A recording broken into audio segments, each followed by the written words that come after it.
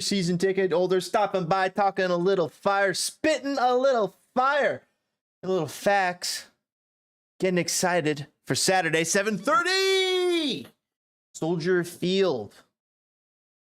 All right, guys, look at this lineup. This is what we're gonna go with right now. This is the DPG. Yeah, I think this is the DPG lineup. Let's double check. No, it's not quit. I just want to check out my roster. Yeah, Squad Hub. That's what I'm looking for. Because there's financial. Thank you. Sorts.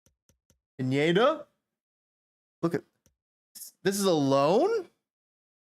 Interesting. Interesting. All right, let's get Pineda re-signed. So he signed for 2-1. 7-2, 4-2. Pineda. Let's see. Set 1-2-8. Okay, 2-8 right there. So contract negotiation. We'll dig right in. Little T. Oh yes, it's me, Ted Lasso. It's great to see you both. Thanks for coming. Please make yourselves comfortable. Hi, Ted. Hi, Coach. Please, call me Ted. Now, let's get this right out of the way.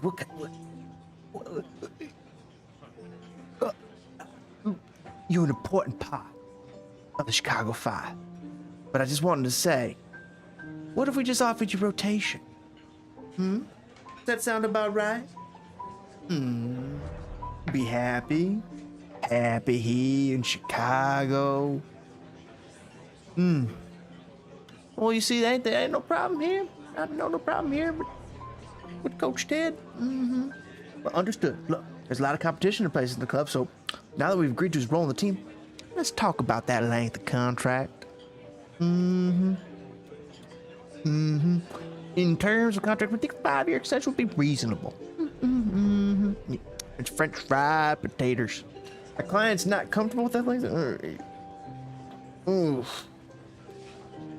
Well, let me just slide the number on over for you. How about a 4-year? 4-year. We want to keep you in Chicago.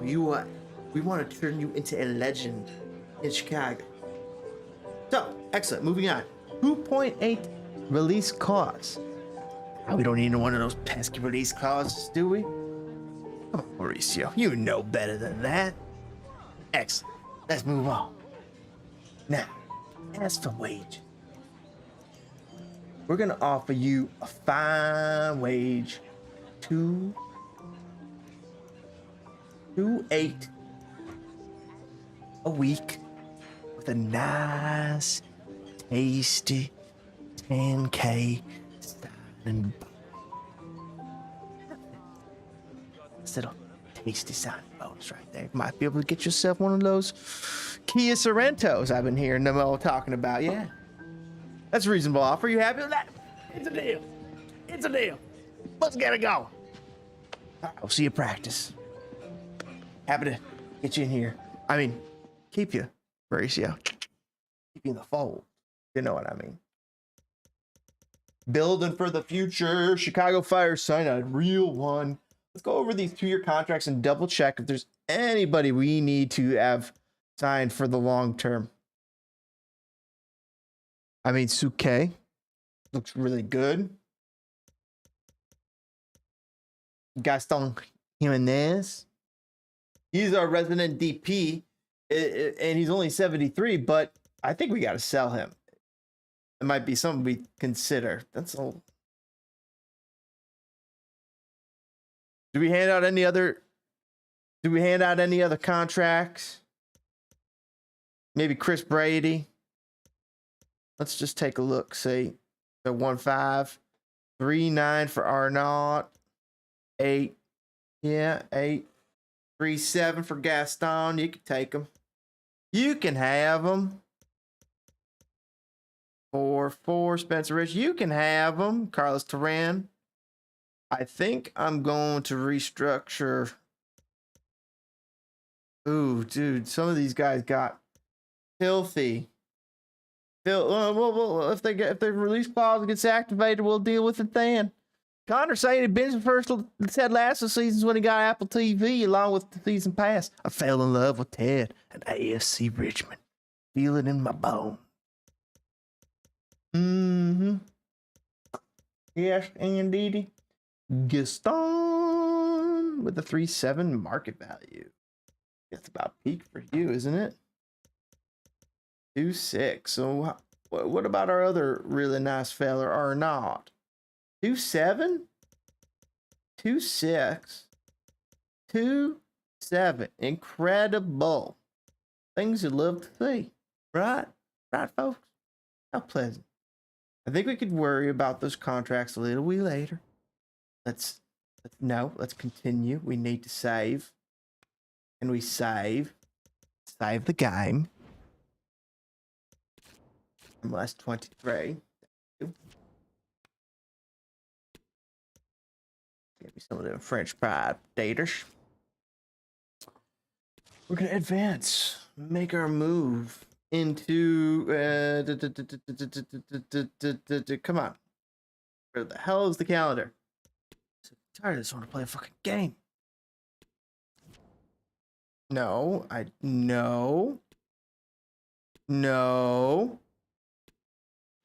Okay, thank you. Thank you. Oh, there's so much free time for activities. We need a transfer, boys and girls. We got money. We're bringing in a DP9, right? Let's identify. We need a DP9. We would like a right wing upgrade. And let's get a left back upgrade.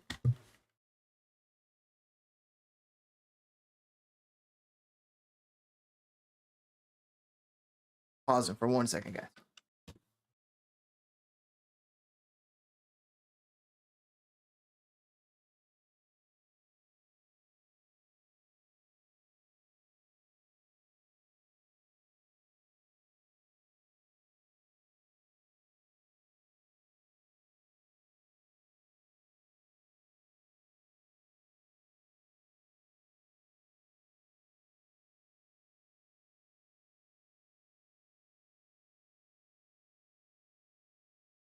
All right. All good. Thank you for bearing with me. Tim Weah on loan. Oh, let's look at Tim Weah. So we need Coach Beard. You want to hear a joke? What does a British owl say? Hoot, hoot, hoot. What does a British owl say? Hoot, hoot, hoot, hoot, hoot. Let's see. We're gonna go. We need a striker, we need a right winger, and we need a left back. And I think our right winger is going to be Tim Weah. Let's see if we can bring him in on loan. Tim. Wait, does Tim Weah not exist? Oh, his name's TMNT. All right, he might not come in, but let's try it. We'll add him to the list.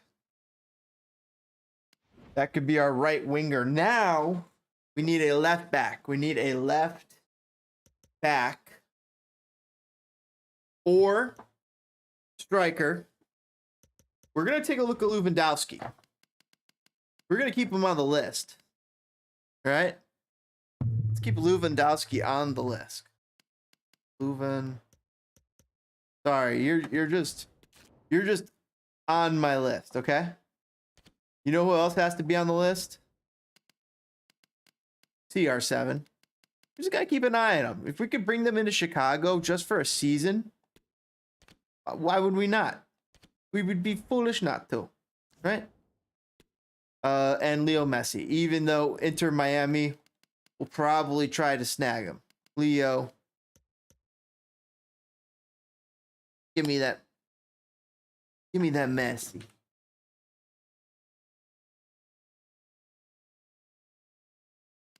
Lionel Messi. All right, we're just adding him. You know, just Might need to buy him on a perm. I think he's like 4 to 7 mil. We have the money. We could bring Tim Weah back and make him have a launching pad onto a better club in Europe, right? I thought he might be loaned out from PSG onto the team he's on now. I'm not sure. We'd have to double check. All right, let's look at American strikers. Let's reset this. We're going to go to strikers. Wait, sign Jordan Morris? No.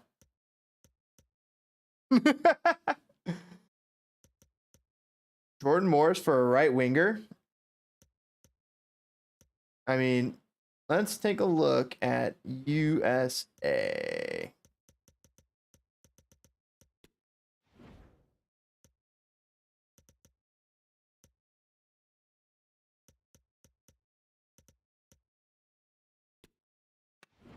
Taylor Booth. Wait, that's it? Something must be wrong here.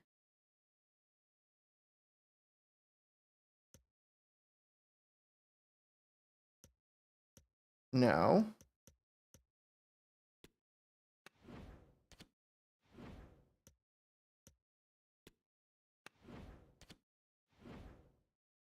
I mean, what's going on here? Yeah, we got Haji. Ooh, Haji with that. Let's add Haji. Mason Toya. Joshi Sargent. We'll add him. Christian, you're just going to keep him on the list, you know. Got to keep him on the list. Ooh, Matthew Hoppy. Let's put him on the list. Although maybe he just got loaned out. Maybe that's what I'm thinking of.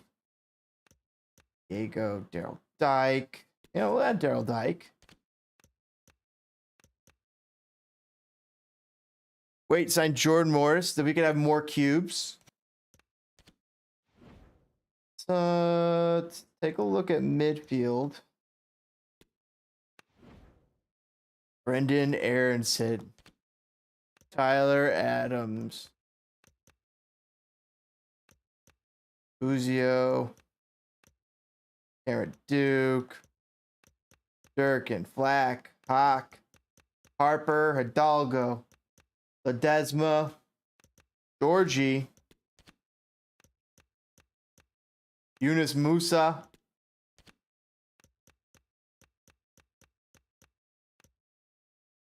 Gio Reyna.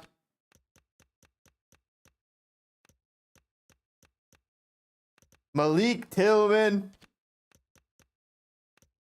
This is fun. Luca Delot. Oh, we don't have enough room? Oh, he's there. Watch the name. The word you said is another word for lesbian. His name is pronounced Deeki. Deeki. D-E-K. D-E-K. Daryl Deeke. Daryl Deeke. Daryl. First of all, Dyke is a word. It's not just a word for what you say it is. It's a word for a thing that blocks a river. But like the dike is broken and the water is coming through and flooding the farmland, for instance. But DK Daryl DK, gotcha. But I do love words, etymology, and history, and all that stuff. See how Perente. So I feel like we've done a good Aiden Morris. I feel like we've done a good job. Weston, that's what I was looking for. No, I was looking for Weston McKinney. There he is. All right, we've added him. Way to tiptoe. I'm bull in the china shop sometimes. We still need a left back.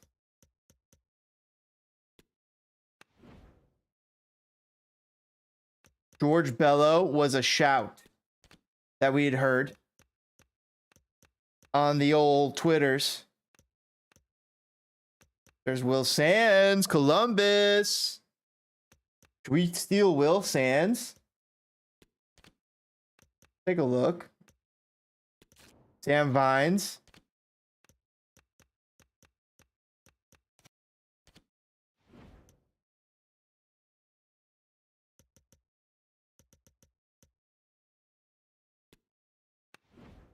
Let's see if there's anything here. Maybe in the midfield. Paxton. Whoa. For 3 mil.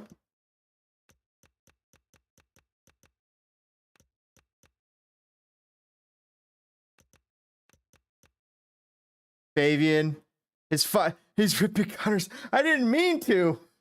I was just explaining that there's other definitions.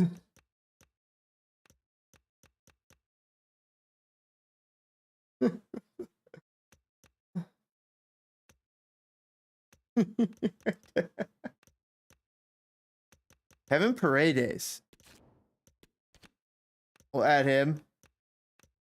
Yaya Toure? You better believe we're adding Yaya. Look at that. No, wow. We're adding Yaya Toure's son, I think. He's American? Whoa.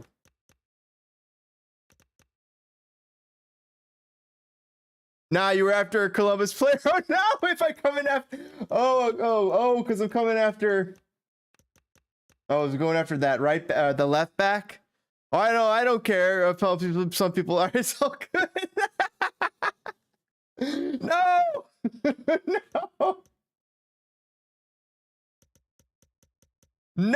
no. Or should we pilfer someone's? We're looking for a left back. That's what we're looking for, right? We don't have to make it American. It could be anybody else. You know who we could go get? Let's do this. Little reset. Little someone. Well, I mean, let's just put him on the list. Little guy named little someone named Hanzo Davies. Accent, what up? Doing a little preparation, trying to beat the AIs and see what we can do to get Chicago Fire to win MLS this season. Who do we have to bring in? Who do we fix this team with? That's the question. And let's take a quick look at our squad before we start making moves. We got 30 million. Joe is giving us some money to fuck with. So we are starting Turan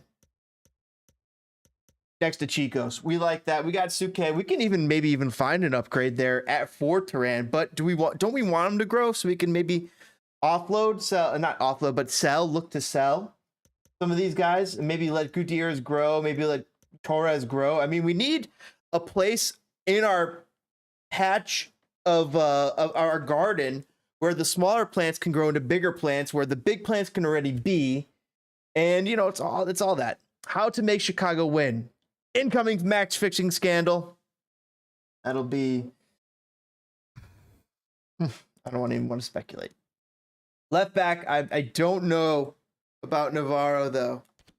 Or we could spend the money and all in and just go all in on one guy. All right, let's let it run and let's get some squad back. Yeah. Okay. Let's run this training day. We'll get some squad or some scouting reports back here, which is what we really need. Fine. What's with this training day? I don't fucking Jiminy. This is so annoying. Every day. Yeah. Get me here. Don't care. Zoom along. Thank you. We got some, there we go. There we go. Got some scouting reports. What we needed. Will Sands. See if there's going to be some nice cheap players. All right. Players affordable. But also, and like some value players. But then again, a lot of money to play with. Connor says go after James Sands. His loan at Rangers ended and he's back at NYC. Maybe we go after James Sands. Let's add him to the list.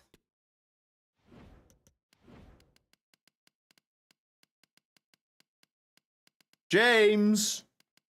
Oh, James.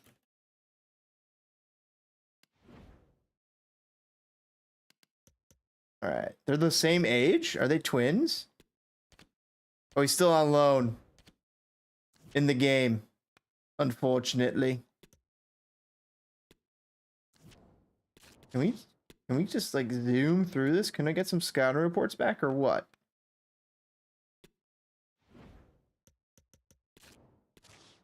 Yes, get me some scouting reports back. Also, training days are for players hitting their potential numbers. Oh, that's what it helps for.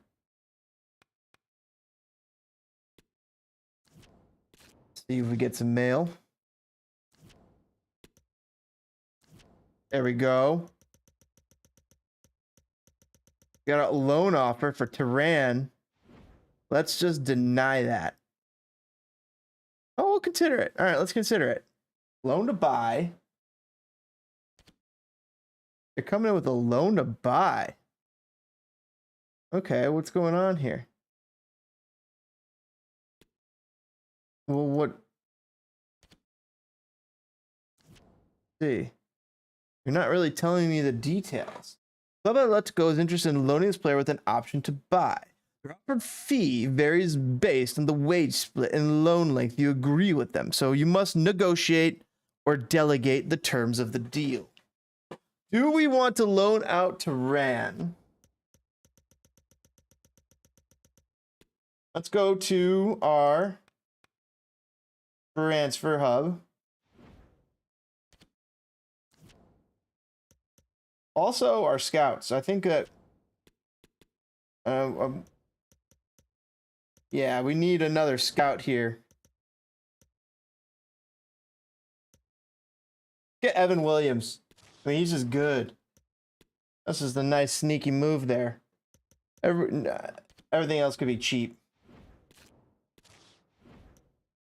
Okay, boom.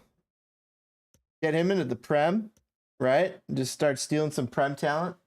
Maybe German league. What?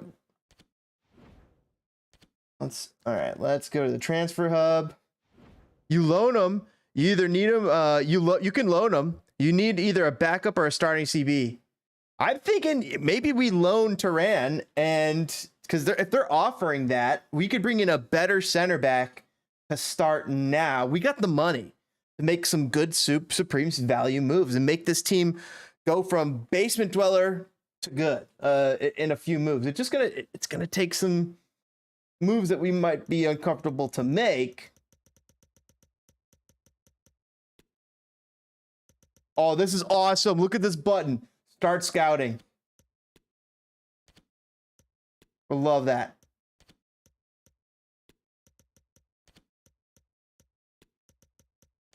That is so sick.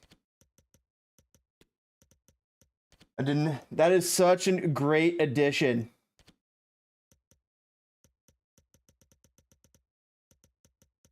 I think I missed Weston, so we'll just scout him. All right, we got some good options here. Center back. I mean, James Sands is listed as center back? This doesn't make sense. I thought he's a left back. We'll see what's going on there. Will Sands over at left back. Sam Vines. Alfonso.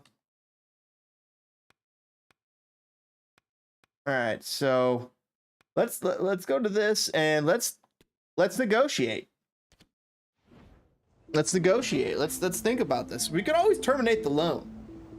I'm pretty sure. All right, we have a serious discussion here. Good to see you. Good to see you. Thanks for coming. Why don't we get started? Now, got some water here. Got a little bit of cake. Made it myself. Now, you want a loan with option to buy. We'll consider it. Let's talk numbers. Let's talk numbers.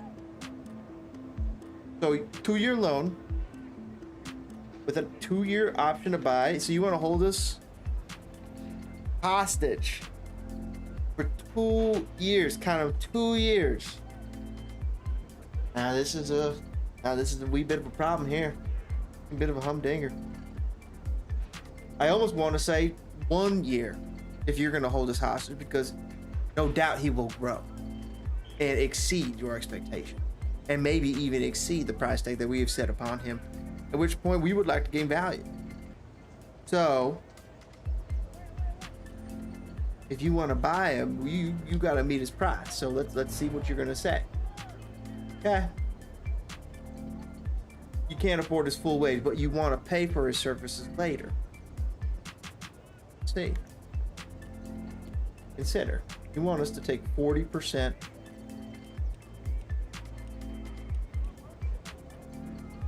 I think we could work with that. We could take on 40%. Now, his transfer fee. This is where we have to extension. What is this? Counter. We must propose a new transfer fee. It's got to be 2 million.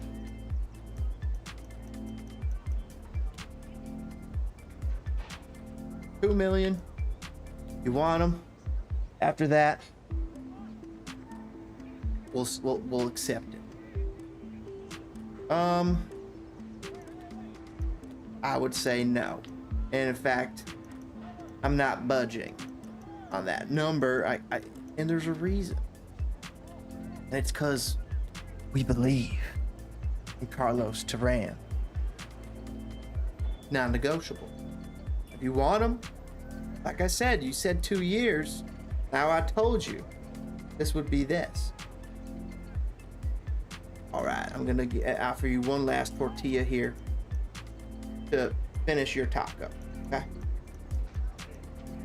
And then we're gonna have to wash our hands of this, and maybe get some rice and beans and a margarita. I'm offering you 2 million. Sticking to a price. Told you, believe. Not gonna work. Well, it's the same. Had to hear it. Hope you enjoyed the water cake I made. And looking forward to future business with you. Disappointed it didn't work out this time. Nope. I'll let the lad know. Don't worry. I'll go talk to him. Carlos, I'm sorry. The loan offer fell through. See, I wanted to take you away from us, and you weren't too sure about that.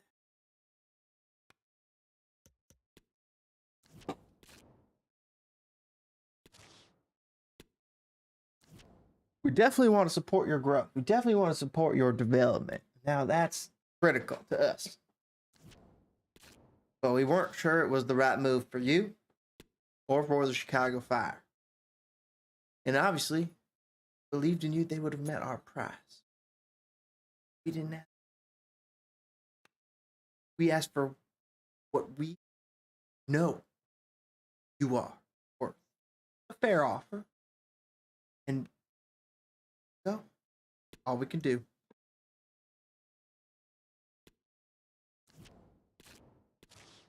All right, Coach Ted. Deadline day? What the fuck? That's not true. Oh, it can't be deadline day. Oh, please don't be deadline day. Oh, transfer window closed. That's not true. It's open till like April. That's such bullshit. Malarkey. Guys, we have 10 hours to strike a deal. All right. There it is. We got 10 hours. Strike a deal. Sign Becky G and receive Leggett in the deal as well. I have to think about it. All right. So let's look at release clauses and see if there's any deals. Any secret deals on release clause.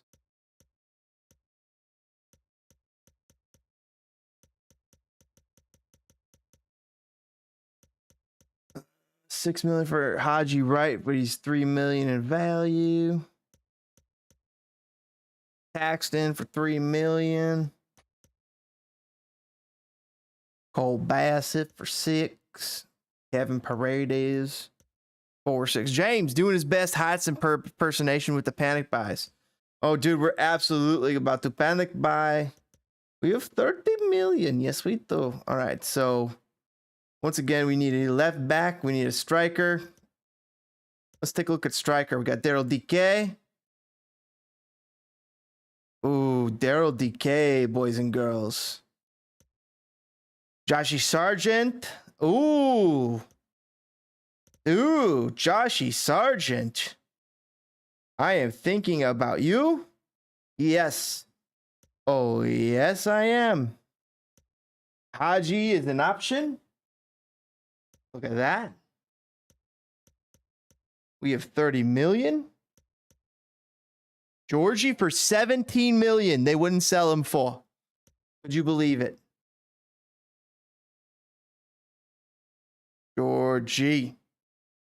Looking good. 17 million for Brendan. I can't believe I'm going to say this, but save it for summer. You can scout players throughout the whole season. Tokyo saying don't spend let's spend 10 to 20%, which is 2 million. Let's find a guy. Let's find somebody for that left back. Maybe even striker. Maybe even right wing. I mean, should we not spend 20 million for Yunus Musa right now? Should we just not just pay that? Tim Weah. That's too expensive. Okay, let's see what we can do. Let's see what we can get on a budget here. Okay, we can get Will Sands to compete for pretty cheap.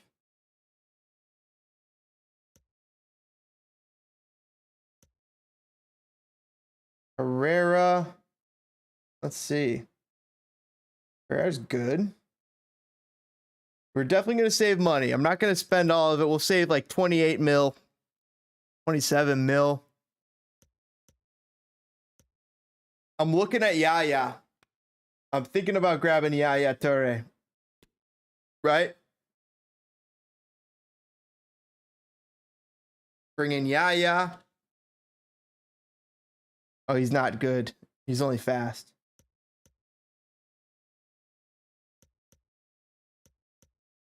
We don't need midfielders.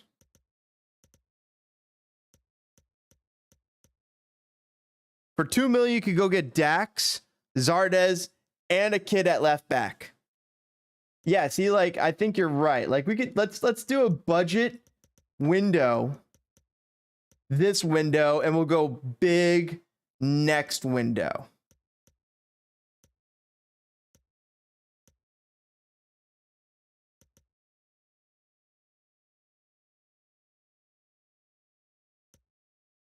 He's on loan.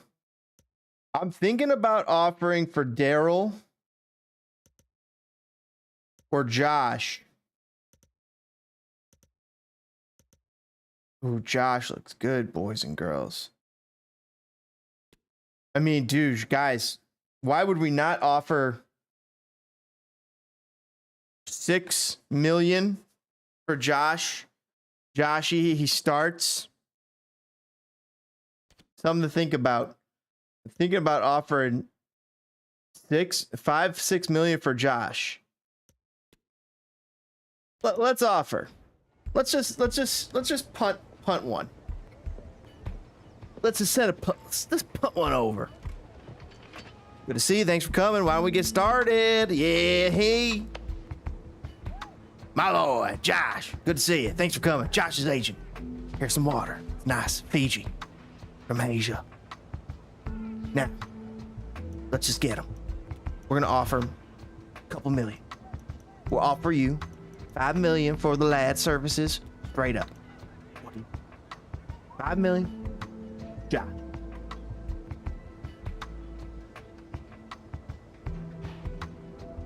want a sell-on clause? Want one of those pesky sell-on clause? Well, how about this?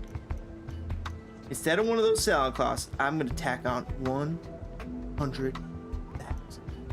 We remove that pesky sell-on clause. 5-1, putting it out there, no sell-on. You get that 6% right up front. It's right there. Are we in the deal?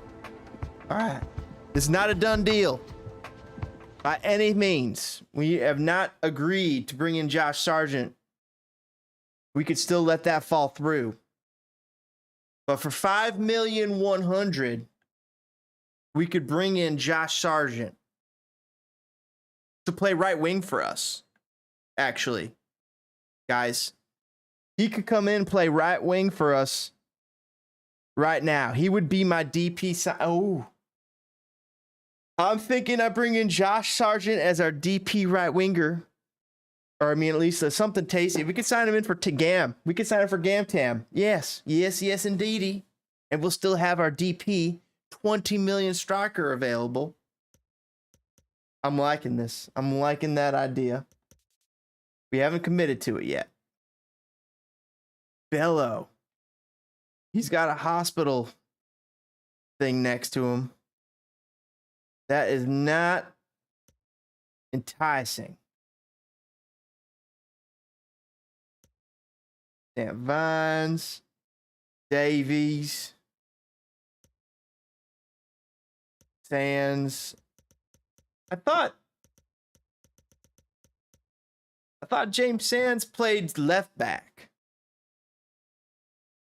Does James Sands play left back or does he play center back?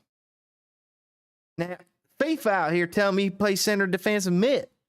But could I bring him to Chicago and place him at left back? That's my question. Chat. Or should I go after Mr. Will Sands here, stealing from that yellow team? See if he can compete. I want something a little better. I want something just a little better. I'm very much thinking about this Joshy Sargent deal. Quite lucrative.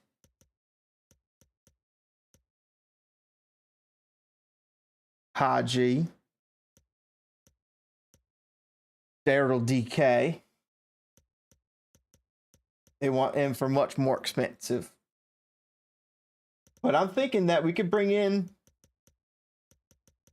Mr. Joshy, plays right wing for us. That'd be excellent. Now, James Sands is that's the interesting one. What if I just go and offer them $1 million? Sargent plays striker or we riot. If you want to see B, I'd go after Cameron Carter. No, see, we're thinking about saving money for. We're thinking about saving money for the summer. But then again, we do have people we can sell, like Gaston Jimenez. All right, let's add Cameron to the list. We'll add him to the list. But that might be too good. My question is James Sands' character. Do we go after him? Do I just throw a few million at James Sands? They don't really say how much they want for him, but like, can't be much, right? I mean, 1 million here. Yeah. Let's go. Oh, he's on loan. We can't bring in Mr. James Sands. That's just disappointing. Cameron will approach to buy. Damn it. We can't approach Sands. It's 1.3. But we are going to approach Cameron Carter-Vickers here. Good to see you. Thanks for coming. Why don't you just start doing some Fiji water here? We had it flown in special for this meeting. Now, we want to offer a transfer fee, Cameron. We had from a source that we could get him in here for around 7 million. Wow, how does that sound? 7 million? That'd be a figure we could agree on.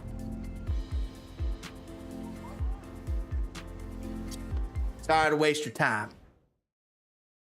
Unfortunate, we couldn't get a deal done. I'm okay with leaning on our center backs, our current center backs, but unless there's somebody else out there.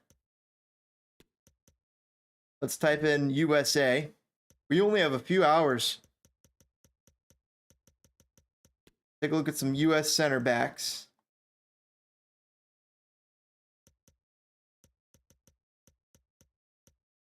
I like our left back selection so far.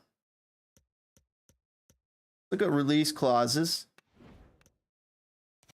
See if there's anybody interested. Oh, Justin Glad is on there. Got some interesting names here. All right, let's go through them. Reggie Cannon. That's an interesting one. Justin Glad. Matt Hedges. Stop me if you see some Trusty. CCV. I love Austin Trusty. I'll look at Austin Trusty for sure. And Mackenzie. Miazga. Owensburg has that. Zimmerman. All right, so let's go to Trusty.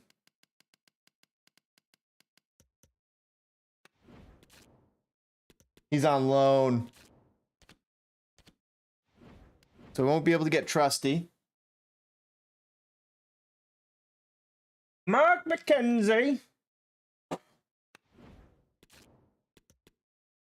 Well, how much do we think we got to offer for Mark?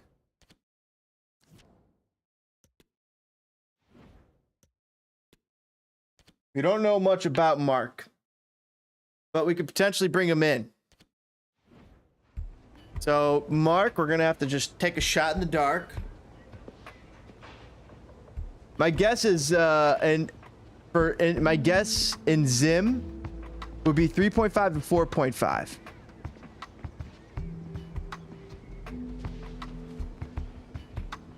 Zimmerman was 11 mil. If you want to go after a goalkeeper, bring back Turner. No, I'm not doing a goalkeeper. I'm sticking with Brady. So Mark McKenzie. Mark is about 2.5. We'll offer 2.2, right? Let's start a deal there. 2.2 to sign Mark. Can we agree on that? No. Wow. Denied. We haven't looked at any goalkeepers though, but I want to stick with I want to stick with Brady. I want to give him a chance. Even though he's 60 overall and might not work in future, he is one guy that we are definitely going to invest in, I think. And I think we bring in. I think our first signing is starting to materialize in Joshy Sargent here, boys and girls. Go back to the lineup. We got Vines here. We got to think about Vines. Will Sands. Oh, I like that work rate. Let's see if we can bring in Mr. Whoa. We could just pay money and bring in Sam. We could just say, hey, eat that cost. We don't know how much he is going to cost. Just eat that cost, bring in Sam Vines as our left back. That's a starting left back right there. Guys, hear me out. I'm thinking we bring in Sam Vines. We pay the 3.5. We bring in, along with him, we bring in Joshy Sargent. That's our transfer window. We get our left back. We got our starting right winger. We have 20 million left. for summer. 20 million to make an impact. I'm thinking that's what we do. You know what? Just pay it. Just pay it. All right, boys. Guys, we have 2 deals. We have 30 million. Let's just double check the transfer kitty. Right there. Budget.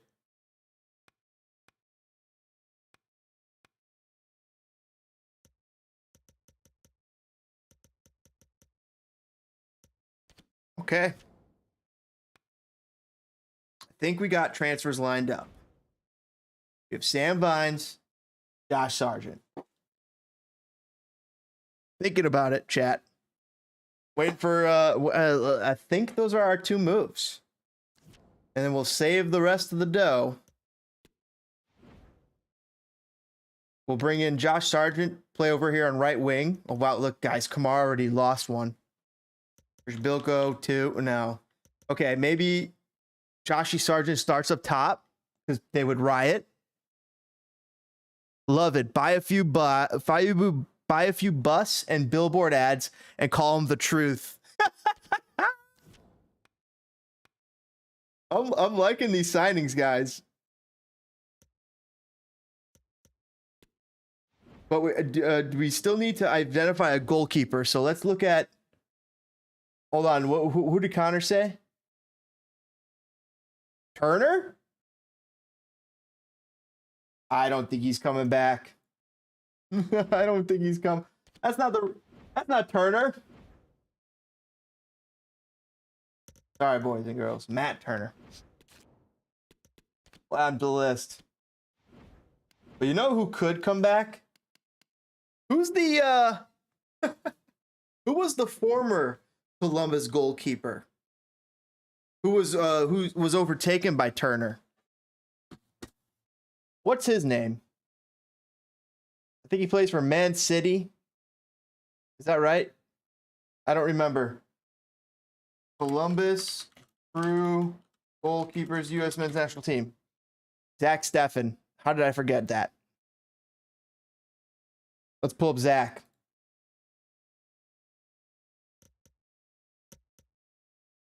Let's get him on the list. Oh, he's on loan. That's going to be problematic, but we'll put him on the list.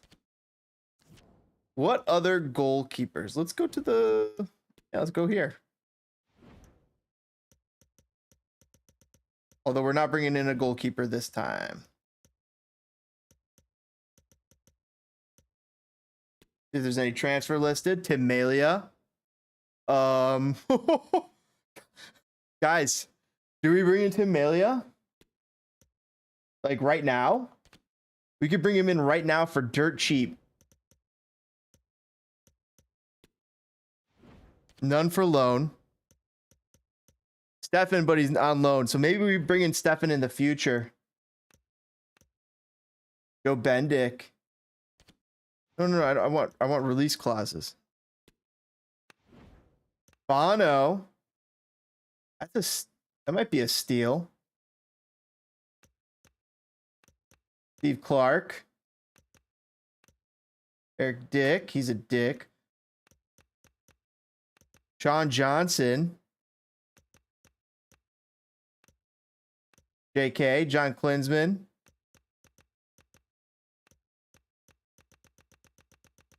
Do we bring anybody back? Bring back the milkman and let him retire. I think we just do that.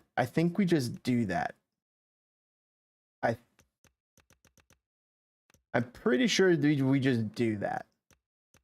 Right? Right? Chat. We bring back the milkman. All right, I think we have our transfers. Guys. Let's go. Okay, this thing developed. We didn't realize. Yes, sorry, we're just bringing them in. What happened? Okay, hold on. All right, cool. So we got these 3. Sean Johnson Josh Sargent, Sam Vines. We're going to bring Sean Johnson to help bring along Chris Brady. We're going to bring in Joshy Sargent to lead the line at striker. Sam Vines, he's going to run rampant at left back. All right, let's start. Let's start with Josh. Mr. Joshy Sargent. I flew into England. Yes, I've been here before. Josh. Cole. It is Cole, right? Oh, I'm sorry. Terrence. I always get these things mixed up. So, Terrence. Joshy, my boy. How crucial do you feel to Chicago? When I did that, that's what we had in mind. 2 years now. Don't you say nothing about them pesky 2 years. How about them 3? 3. And within those 3 years, should someone come a-calling, someone say like, Chelsea, or Birmingham City, or Wrexham, in a few years' time when they're making their Premier League play, or Leeds United, say hello, and we'll be happy to accept an offer. But when it comes to release clauses, we say nay. We don't do those here. They call it the French in us. I just... Yes, I know this is Chicago, and we do like deep dish pizza, but we are a cosmopolitan few.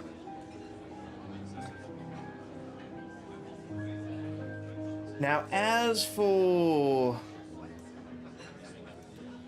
Wow, you really want the whole kit and caboodle down, don't you? So...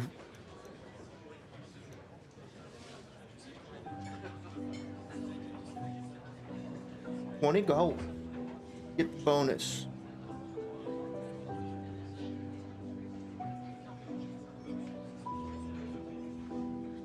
I don't know. I don't know. I'm thinking about it.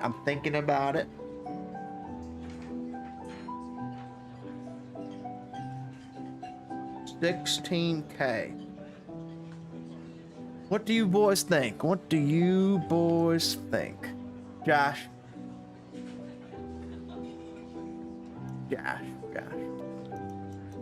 Let's knock that down to 15. Bump that up to 200. No. Fix that. Whew. That was dangerous. Nice, cool 200. Apply that. Let's edit the bonus.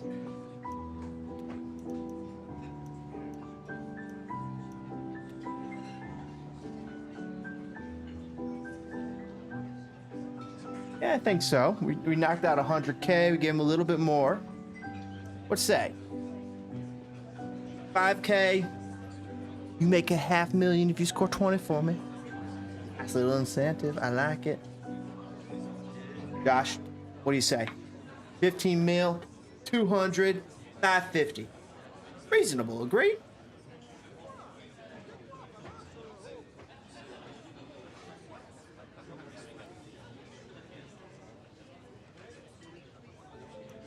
Mazda, let's shake on. All right. Yeah, it's probably a bit more planning, but we'll agree to your salary requirements. We'll let Georg deal with the papers and the fancy stuff and making it work on the numbers part, but got you in under DP price. That's what matters.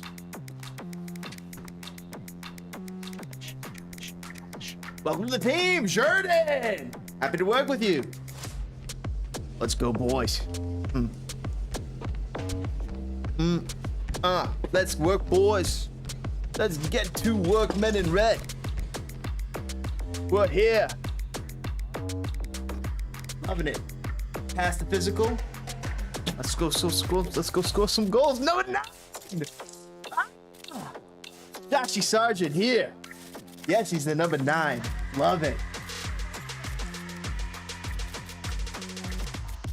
Big time signing. 5 million. Think of the savings. FC. Good price. I think I got a great price. Great first 11. He goes right into the first 11. Stronger negotiation skills could have saved you 1.3. Best possible deal was 3.8 million. Interesting.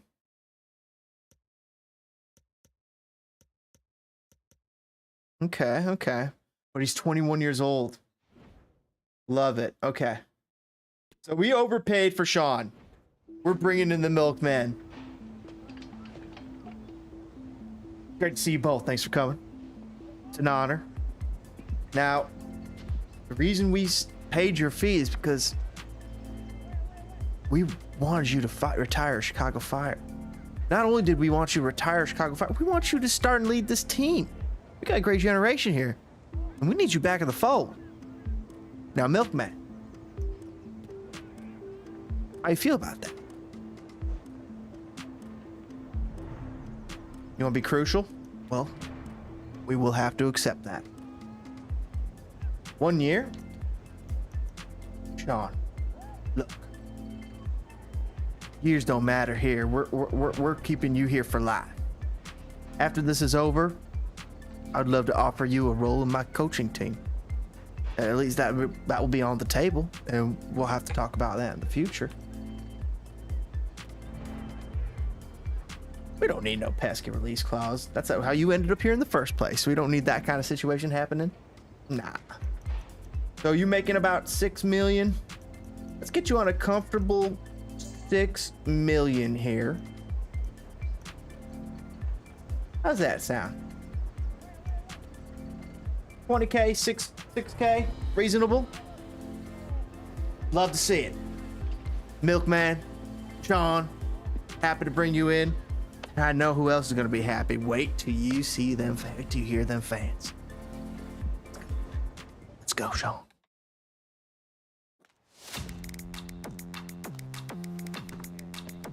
John Johnson, he's back in the fold, meeting with Shaqiri and the boys. Let's get it on, let's get in the goal. Gonna lead the boys, lead the men in red to score and stop goals.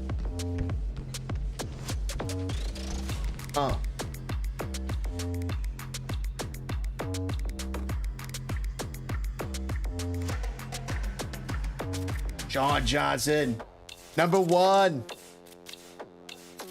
He's back.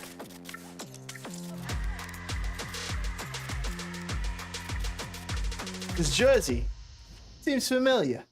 His crest looks a little different. Whoa, we got a good one. Big time upgrade.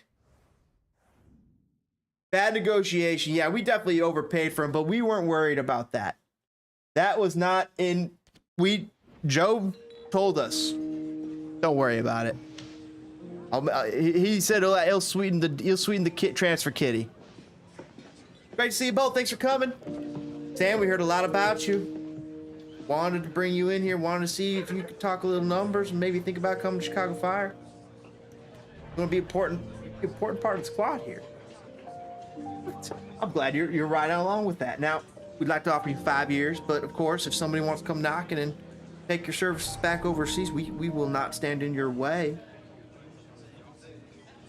Now, when it comes to those release classes, we have a laissez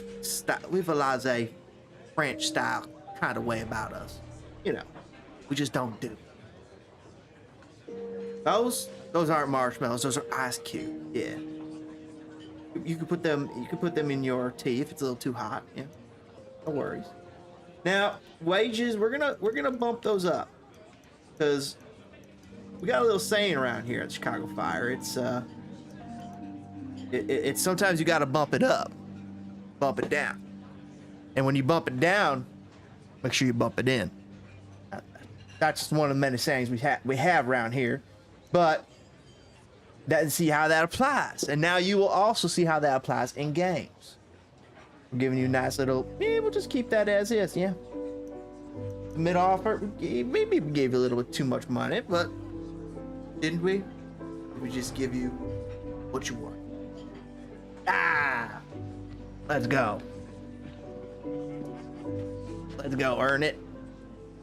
Let's go take it in and let's go win this dang World Cup.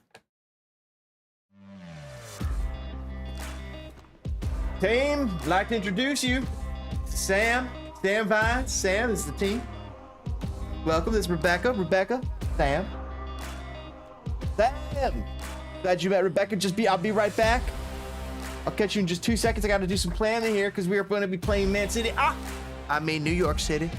See what I did there? Be in the Premier League. Bam. All right. Let's go talk to the little tactic. Good to get you in here. Very excited. Very excited.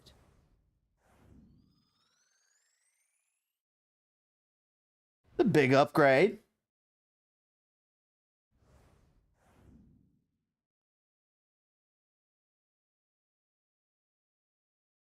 This was a player I needed. Finance tip. Only play the release clause when you are certain this is the player you need. Some releases clauses can be much higher than the player's value. Well, the Milkman and Sam Vines, I think were great upgrades. Let's quick look at the transfer kitty. Look at that. We got 15 million still left. We spent a little bit more than we intended, but I think we did really well. Let's get Brady on the bench and let's bring in Sean John to start. Get Joshy Sargent on the starting bench. I think, do we leave Gutierrez out there? I mean, obviously Kamara's coming down. Kamara, you're down. You're just falling down. Put you over here for now. And Sam Vines. Love to hear it. All right, Sam, welcome to the starting lineup. Let's get these lineups all set and ready. One thing I like to do is get our overalls all in order. So that's that. I think that's, yeah, there we go. Yep. There's one more over jail. Let's replace with Dean. All right, cool. I think this is our starters. So we got Prishabilko. Do we start Kamara or Haile Selassie? So Selassie's got that pace, but Kamara's got finishing. Who can cross? Kamara.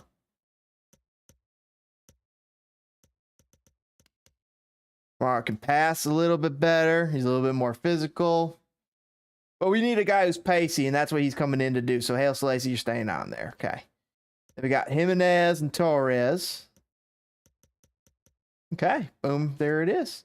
Would you like to save changes? Yes, I would. I also would like to go to Squad Hub and just double check the numbers for our new players. Sam Vines, you are actually number 3. You're a left back. Arnaud, you're a number 2.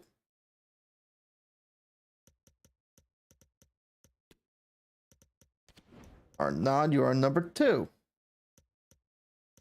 And Chicos. Chicos is 5. Thuran, we're changing. Thuran, we could give you number 24. We could give you 4. Boo this kit man. Boo this man. Key over Casper. Okay, we'll take a look at that. I'm thinking about upping Turan to 4. There it is. It's been done. We will go take a look at Casper versus Kamara. Wow, Kamara dominates. Look at that. In every way except stamina and strength and attack position. He just dominates here. Better jumping, better sprint, composure. Meanwhile, Kamara and Prishabilko seem to be a little bit more. Still, Kamara just stand up. Yep.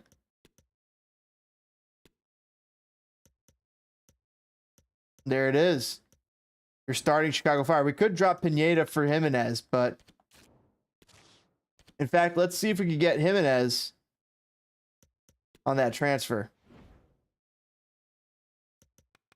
We've nobody transfer listed, so let's get our Deadwood transfer listed.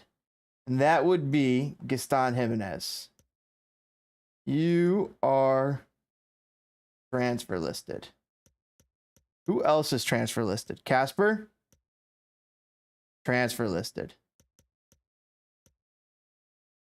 How did you not sell Jimenez?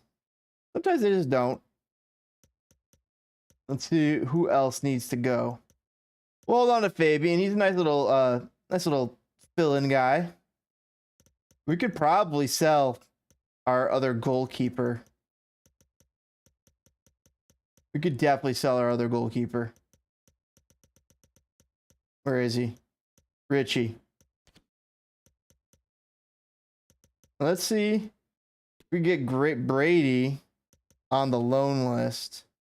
Burks on the loan list. We'll add Guti to the loan list. Start you. There we go. Offers. Let's see. We'll advance an hour. I don't know how, but we didn't. BRZRKR offer. Let's see what's going on here.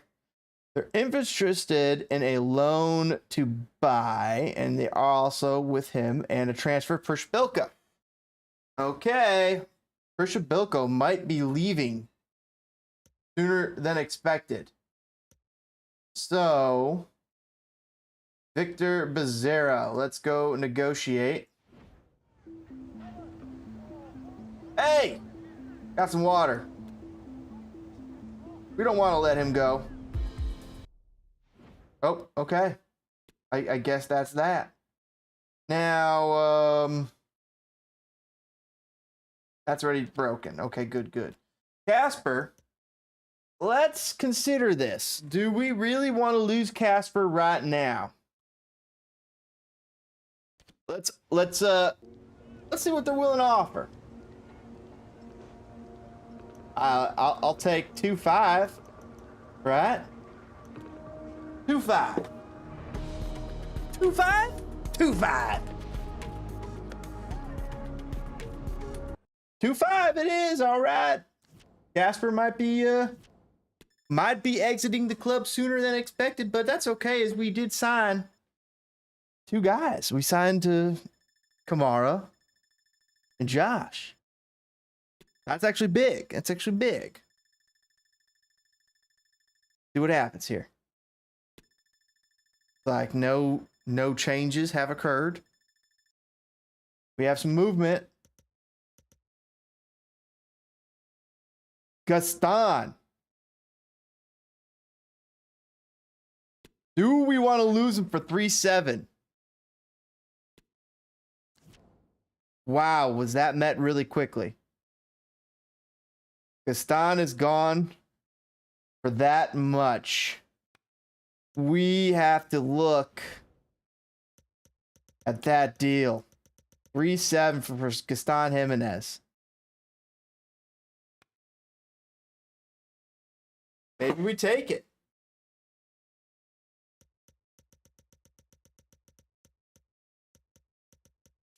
Wow, guys, we're getting screwed on that release clause. Let's make sure we aren't going to get screwed on a couple others.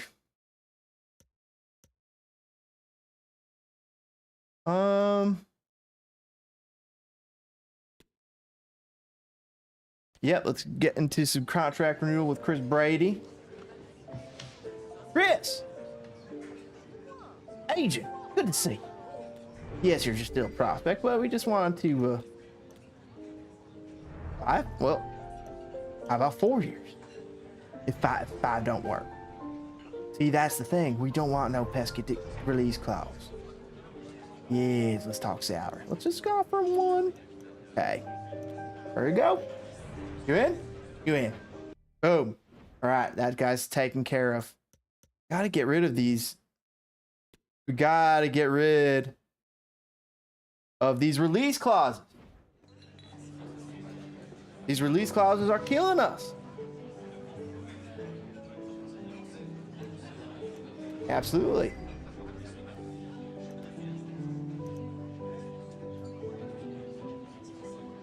Sure, just 1 year. Disregard release clause. Let's offer you 7, 20. Reasonable. Beautiful. Whew. We got to get rid of these pesky release clauses. Pyro. Look at this. Tyran's going to get screwed. Chicos. We might leave Chicos. I think he'd be okay, but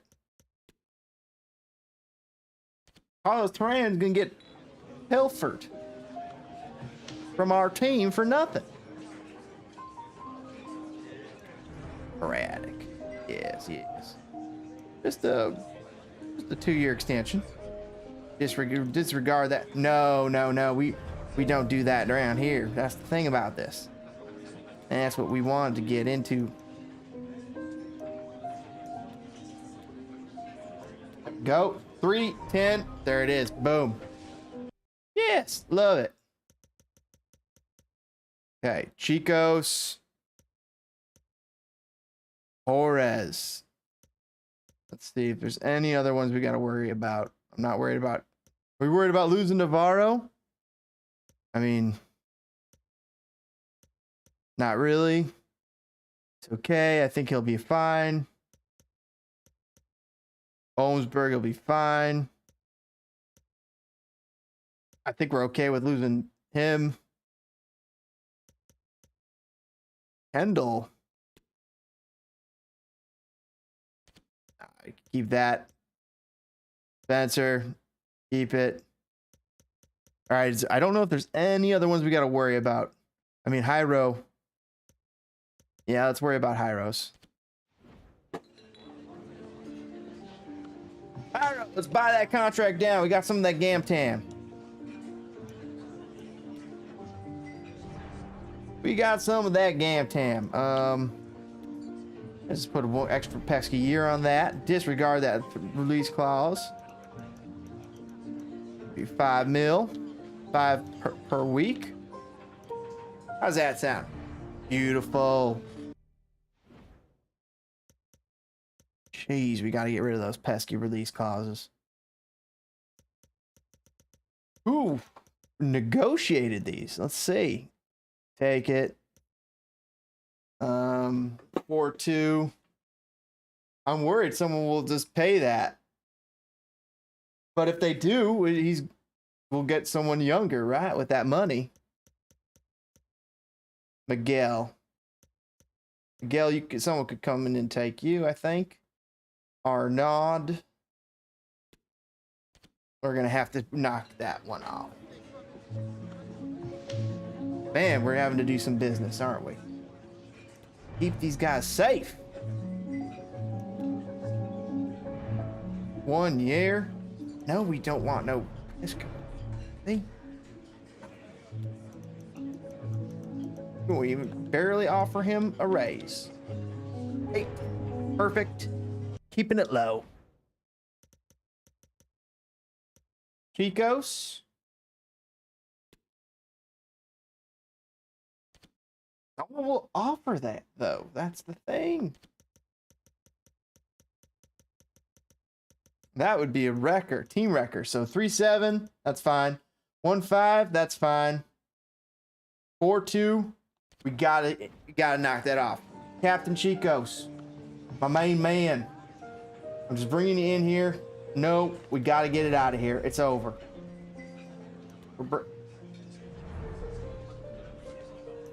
How about 1 year?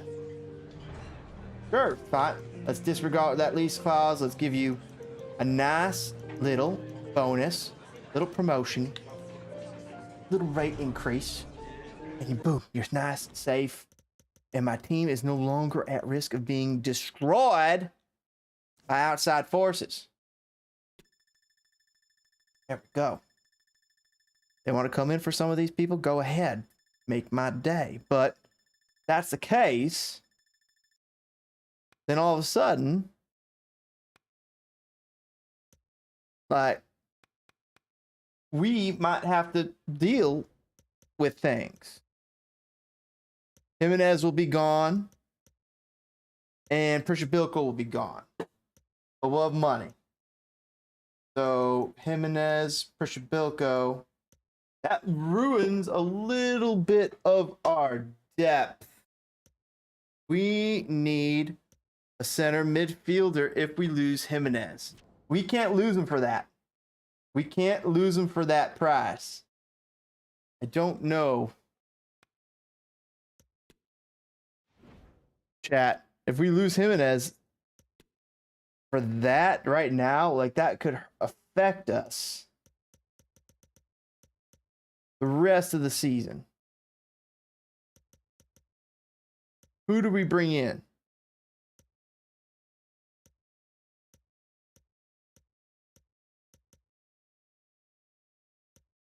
Who do we bring in? Drew Yearwood. Ooh. I like this Drew Yearwood. But they're more expensive than what we're rocking. You see? This makes me concerned about losing Gaston for the price we're losing him for.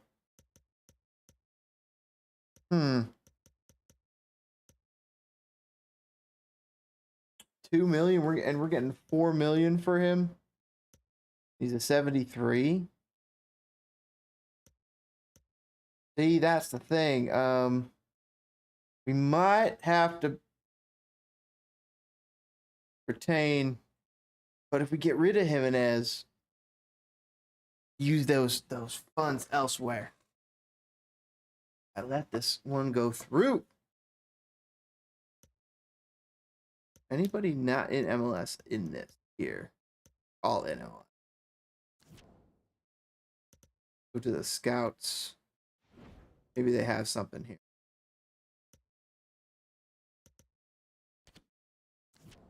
No. Scout reports.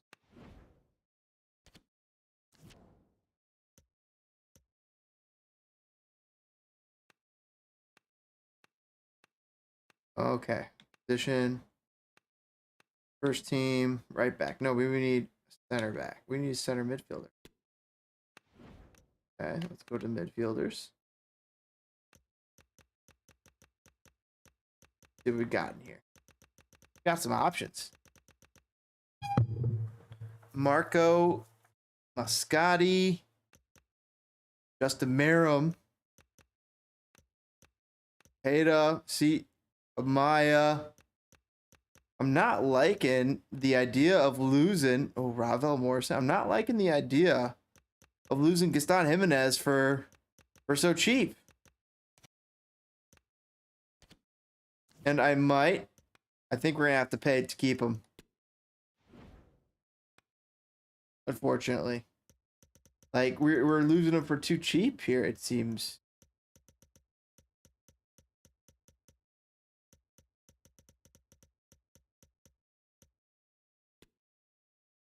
Feel like we're losing him for too cheap.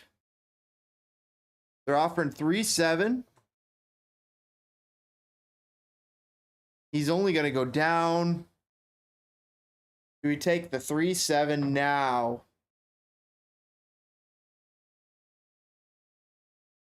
And go after somebody?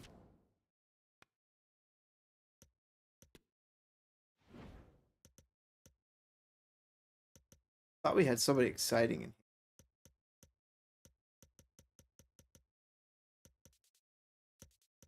here. Cam, who was that? I guess it was Cole Bassett.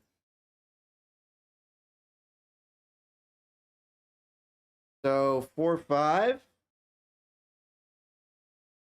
I mean, we could start him, or at least get him in the fold, man. How tall is he? 5'11", high work rate. Paxton. Paxton is interesting. Bring Paxton back, but he wouldn't start. It'd be, we could spend that Gaston Jimenez money right now. Bring Paxton Aronson back, which almost feels like a good move.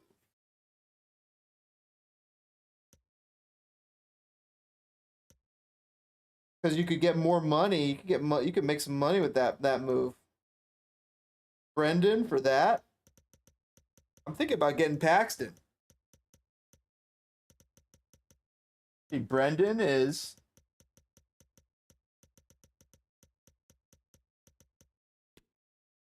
guys. I'm thinking about bringing in Paxton. I mean, we already have Shaqiri, so, and he's a cam. Unless we move Shaqiri out to the cam role, and then we already have guys there. That's the thing. We don't need. See, losing Gaston Jimenez creates a little bit of a gap on our team. At least it does this season. I'm going to have to look to retain his services.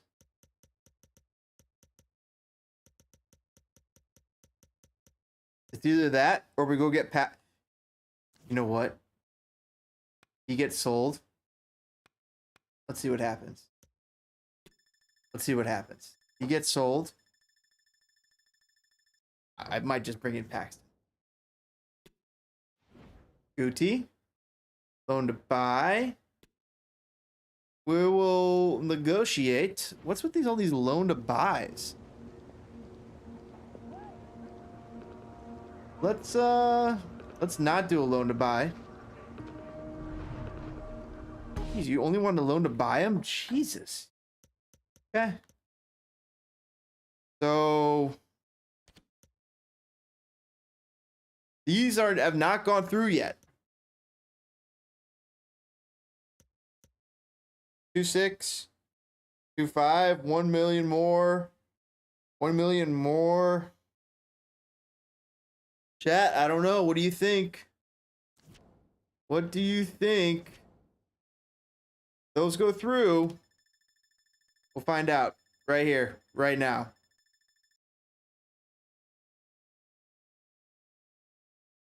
I don't think that the deals are going through.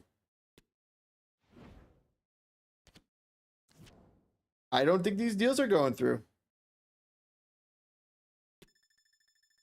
I think we're retaining those guys. I don't think they left.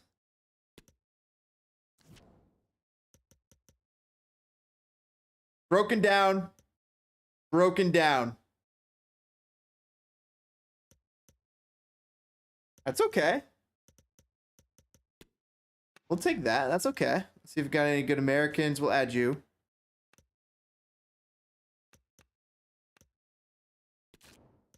Sorry, Colin. We'll leave Eric on the list.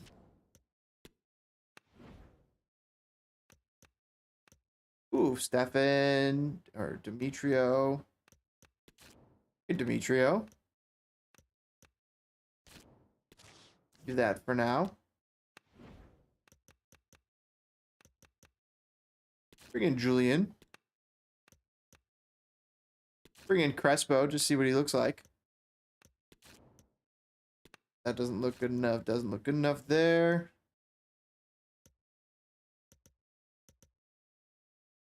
And let's take a look. Oh, good, good, good. We're doing some progress. Take a look at the youth.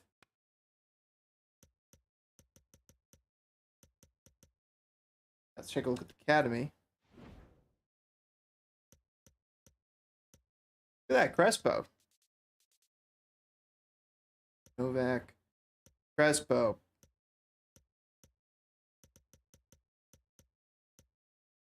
Etrio.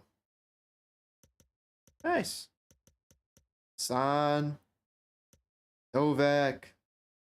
Daniel Novak looks good. Crespo looks okay too. Signing.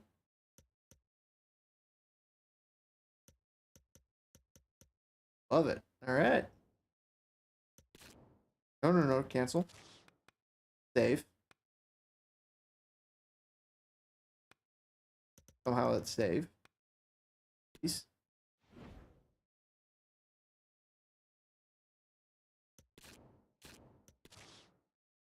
I think we've done it.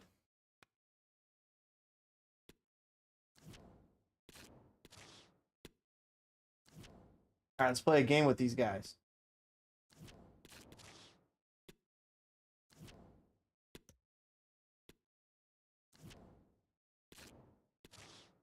Come on, can we play a game? There we go. I see it. New guys in, let's make sure. Vines, Johnson, Sargent.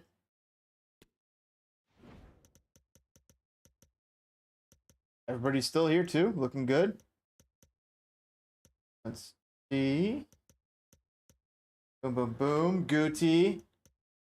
Starting over here. Pineda. San. Torres. Okay, we got options.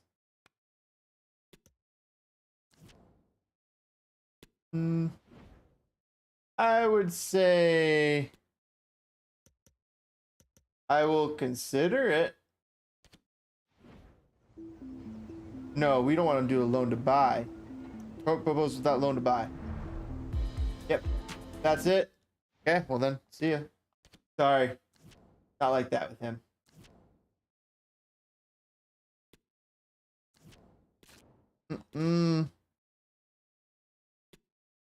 Jimenez did not get sold. Take a look at yeah.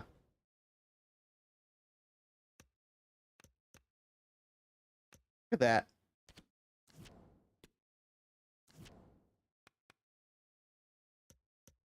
Go to the transfer hub and let's make sure that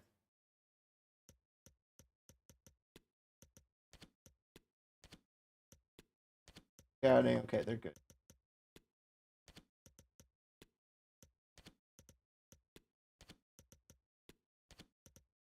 Hasn't come back yet. Ah. Yeah. Finally. Save. Play our first match with the squad.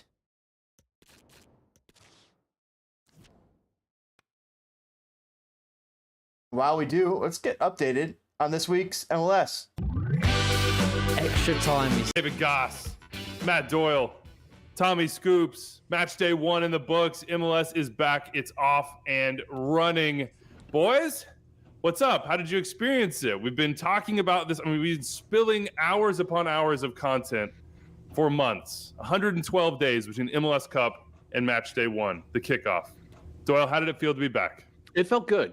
It felt good. I had the pleasure of being in the studio, sitting in the green room, mingling with all the beautiful people, yourself included, and keeping an eye on multiple games at once, which is going to be, look, we've always had to do that on Saturday nights. If you're an MLS freak, I'm not going to use the word sicko because I believe you have actually copyrighted it at this point. Not yet, but all royalties come to me. Certainly. Yeah, but so following all the games at once, for my job, like it's a requirement, but also having the 360 show on, which was, I thought it was a really good start. I think that, we'll see them add certain things to it, subtract certain things to it over the course of this year as they figure out what the right balance is. But it was fun, man. Like the biggest takeaway was that it felt like significant. It felt like, really major league. It felt like a level of coverage wall to wall that we've just never had before. And I think for all of us, all the freaks and sickos out there, we've been waiting for something like this for a long time. So I was just kind of gassed by all of it. Freaks, geeks, and sickos.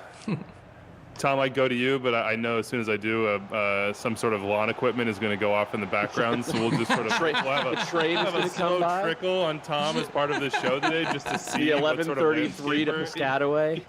You guys are putting me on a 2-touch limit. Everything's got to be right back. Get it at your feet. You're dribbling too much. Shut up. Exactly. Keep it moving. We'll get to the best thing we saw. We'll do our overreactions. We'll go through every single game as we always do. Hit the mail. Dave, the feeling that you got when MLS is back, what was it? I mean, there was two sides to it. It felt like the first day of school where you see all the people you haven't seen forever, right? Everyone's online talking about every game that you're watching, and all of the people that I got to know last year, especially doing MLS Today, where I was sort of reaching into each market and getting to know local reporters, local writers, and then super fans, interacting with them all online. And then the shame of visiting my in-laws and spending the entire Saturday night by myself in the basement. And I didn't even explain it because the Nashville game started so early. I just disappeared for the rest of the day. And then you come back and they're like, are you working? And you think and you go, sort of, but not in the way that you work, how you have built lives with money and income and do things that matter to the world. I'm downstairs tweeting about MLS games. So, I felt back home. Perfect. You had to hit him up. Like, look, do you guys, your Apple TV, is it updated? You have the latest iOS. That was a big complaint this weekend. I mean, like, you just need to have it updated, folks. Just make sure you have it. I had to do it for myself as well. Not past that guy. Tom, anything here? Like, just checking in with you. Do you have sources with Mother Nature, Tom? I forgot to ask you that before the show. If we could have seen El Tráfico being postponed, if we could have seen Portland and SKC being moved to Monday, of course, we won't talk about that on today's show. That would have been nice. That was maybe the one semi-bummer of the weekend, but we get July 4th after that. What's July 4th like in New Jersey, and how will I be experiencing El Tráfico from afar? Got to get to a barbecue. You got to be outside. That's what it is, man. The great New Jersey. Can you get to the beach? Why don't you come down and hang out with me? Weebie, what are you doing for 4th of Sounds like July? Tom's hosting an El Tráfico watch party on July. That's 4th. What it sounds like. Let me, let me talk to the wife, Tom. I won't. Yeah, let me talk to the wife. I won't show her a picture of the mustache. We'll just keep it very generic. Like a good. This is a classic. I need to talk to the wife. Not gonna bring it up at all to Mindy, and just, oh, sorry. She said we already had plans, man. Then text her saying, "Can we please figure something out for 4th of July?" I will say on the Portland KC front, unfortunate, but don't hate having another match night to be able to consume MLS. Agreed. You get to watch the Knicks beat the Celtics and then immediately jump over. Let's go. SKC Portland. It's a perfect Monday night for me. Yeah, East Coast, West Coast, just bounce in between. That's the way it works. So we did have some mail I'll get to right now as people try to find extra time on Apple TV, where we are, of course, now. Matt in the Cream City says, gentlemen, I hope all is well with you. I went to MLS Season Pass to find extra time since you told me I could find you there. We repeatedly told you that. I couldn't find it, so I contacted Apple TV support. They told me that your show is not included with the Season Pass. Apple Season support, we got to talk to you about this. What can you tell me that will help me understand what's going on about this? There is almost nothing I can tell you that would make any sense. I'm going to fall on my sword here. There were some processes, some things on the back end of all this, file sizes and captions, and let's just say that, we need to raise our level just a little bit to compete, and we will do so, have done so. The first 2 shows are up, and this week's show will be there as well. And you can always watch on YouTube as well. So we need a new photo shoot. There's one mustache conspicuously missing. I just want to point that out. I'm just saying, if we want to do a Photoshop, all the great people out there who are much better than the image that I made with via Photoshop this weekend. We will tweet that image, and I actually now remember that my wife did see that image, and she said, "Who is that?" It looks like a mug shot. That's a mug shot. Yeah. Said, I don't know who that is. That's the guy. That's the guy. We're going to his place for July 4th. not gonna bring the kids. Not gonna. He's gonna cook food for us and handle explosives. It should be extremely safe and fulfilling for all of us, kids included. Eric Erickson also asked where you can find it. It is right there on Apple TV in the MLS Season Pass section. If you scroll down to series, boom, extra time. We're there. We've made it. We've arrived. It's pretty great. Best thing you saw in match day 1. Let's get into the soccer. Let's start with you, Dave. What's the best thing you saw? My guy, Klaus Mania, has officially hit the Midwest, the real Midwest too, in St. Louis. He got the game winner against Austin. It was an impressive goal. He knew exactly what he was going to do. He looked good all game. St. Louis wins their first game ever in Major League Soccer history. It had all the stuff. And me and Klaus, after bonding at Media Marketing, I was obviously rooting for him. He's always been rooting for me, as he explained. So it's a symbiotic relationship, and I was pretty stoked about it. It was a great finish. 2-2, And as- going to the late, cuts it back outside of the right foot. I mean, then he kind of got like choke slammed by his own teammate on the ground. That's how excited they were. I think he also subbed off immediately, which is a class move. But I think Kip Keller being a childhood Klaus fan, it was kind of like a bittersweet moment for the St. Louis kid, but it was epic. Yeah, between that and his best friend Jared Stroud, I would say picking his pocket, but like being handed. We'll get to that in a little bit. Tough one for Austin on this night, but a huge win for St. Louis. They go home to City Park next weekend. Taylor Twellman talking all weekend in the studio about how insane that game is going to be. Apparently, they're going to do like huge pep rallies outside of the stadium. Like they'll have more people at pep rallies than they'll be able to fit inside the stadium. It should be awesome. And coming off a 3-2 win against Austin, they're going to be jacked up about it. Tom, best thing you saw on match day 1? Speaking of cold world, the absolute coldest image to come from the weekend, I think, was Teddy Pietro. After he scored the game winner against Toronto FC, he found the camera and he gave the and he just all of the mean mugging, all of the swag, all of the sauce, everything. It looked like Dame Lillard. And this is a kid who, I don't know how many MLS appearances he had. It's not that many. Was his debut last year? Like, oh man, that was just like experience beyond his years, capped a great moment with a great picture, and it's just like no notes, 100% class. Stop it, Cudi Pietro. What a goal. We need more Anders in this show. It's been wonderful to see him take the 1s and 2s and make them his own. I was glad that just wasn't Bobby the buzzer. Warshaw, by the way. That's Bobby Warshaw calling one of the great GA Cup goals in history, scored by Teddy Pietro, who's a legend. And then Teddy Pietro has an article written where he says his friends will just say it to him all the time to make fun of him because of the way Bobby called it. So one of the great moments in MLS history. And it can never be forgotten. Thank you, And he had Andre. the assist, too, to Benteke He did. for the game tying goal. Which, by the way, so past the fact that he's a legend now, he's been Loudoun's best player the last 2 years. And the thing about him is he covers the most ground in every game, and he does a little bit of everything. And that's why they love him. His ability, they often play him out wide, but he comes inside. But his ability to just drive at teams. And so you see it in the assist and the goal. And I think he would be even more effective as a starter as his career goes along because of his fitness. Seems like Teddy Wayne, KDP is a good nickname too. It's a great nickname. Yeah. Yeah. Seems like Wayne is going to be playing a number of kids, as we say, on this 33 podcast. or 16. That's it. 2 age groups. Either you're 33 or you're half that. All right, give it to me, Doyle. What do you like? Damir Kreilach being back, scoring a banger, like not a banger, but like a really nice goal for him after missing. Diego most of Valeri last called year. it a golazo in the green room. So if Diego calls it a golazo, I think I'm going to go with that. I like. Doyle's I trying like so that. hard not to disagree, but he wants to. João Paulo being back, I thought he was excellent last night. Brad Guzan and Miles Robinson being back. Miles struggled a little bit. I thought Guzan was pretty good in that game, and Hassani Dotson coming back as well for Minnesota United. These are guys who basically missed all or most of last season.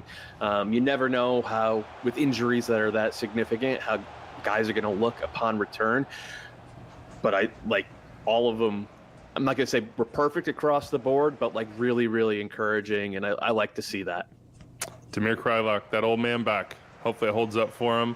Word on the street is he looks pretty good. Maybe recovery is going to be an issue, but certainly finishing has never been an issue for Damir Kreilach. I'm going to go with, look, if you were going to go, big picture, World Cup winner, all these things that, a traditional pundit might go with. You'd say Thiago Almada, but I'm not going to say Thiago Almada. I'm going Serhii Krzysztof of Inter Miami.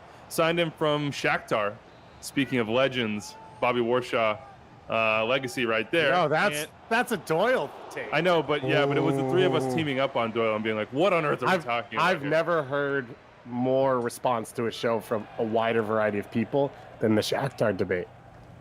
And if you don't know what that is, hit us up. Go back 4 years. Yeah, maybe we'll. I don't even know if it exists in the archives anymore. Anyway, Serhii comes in. He scores a goal. He has an emotional post-game explanation of why he's here to keep his family safe. He's been in Ukraine where there's a war happening. He said, look, just playing in front of fans was an incredibly emotional experience for me. He hasn't been doing that, and Inter Miami winning at home, and by the way, getting a little preseason revenge against Hernan Losada's CF Montreal. Also, Serhii bought a bunch of tickets for Ukrainians in Florida and brought them to the game. It's just one of those stories that, it wraps everything up. It's got the soccer side, it's got the human side. It's why we love this game, because yeah, there's 22 players on a field and we have these incredible moments like Serhii Krzysztof basically, I don't know, thrusting in a goal, and then you have the flip side of it being like a true human experience of everything he's gone through and how he's sharing it with people and how his family is feeling being in a place where they feel safe. I mean, it's an awesome story, and it's an awesome result for Inter Miami on match day 1. All right, let's get into it. We have a little mail here from Jason Wilson, who tweeted at us, guys, give me your extreme overreactions, a whole segment on ridiculous overreactions after week 1. That would be fun. I will start. My Golden Boot team is trash. It's just, it's utterly inept. You know, Anders had a great time at the pre-show meeting, basically reading it off to me, and I'll just sort of imitate him at this time. I got 1 goal, so I'm not, I didn't get blanked. Sebastian Driussi with the goal. That's good. He was my keeper. Mikel Ura got subbed out. You had more injuries than goals. Yeah, we'll get to that. I had the same number of visa issues as I had goals. Mikel Ura subbed out, doesn't score a goal. Meanwhile, Julian Carranza is banging 2 for Dave. Gigi Giamakis in Atlanta, he has the visa issue. He's got to get it done. He'll be back next week, but we didn't see him. Copetti, big signing, early draft pick for me. Charlotte didn't look great at home. Lorenzo Insigne, don't worry, he's already injured, folks. Like, it's all working out for me. Romel Kyoto, no goals there, but at least he played. Tyus Magno, he's a forward, but should he be? Will he be long term? Like, we'll get to that in a little bit. Yes. Diego Rubio just had surgery. The Rapids announced this morning on his knee. That's injury number 2. Yeah, how long is he out for? Remind me? 2 to 5 weeks. 2 to 5 weeks, which is, that's a pretty wide band. I talked to a doctor that I know named Anders Arhus. He says it should be fine. They're all going to be all good. Yeah. From his Doctor. football manager experience of managing injuries for players. Anders has a level of certainty with talking about like unspecified injuries. It's like a repeated thing that we see in pre-show rundowns. Anders is like giving details that like nobody else has, and I'm pretty sure he doesn't have, but he's like 100% certain about it. Look, say it with your chest. People believe it, all right? Carlos Vela didn't play. Rain, go away. Didn't happen. Leo Campana, there's my 3rd injury right there. Mahala Opoku didn't play.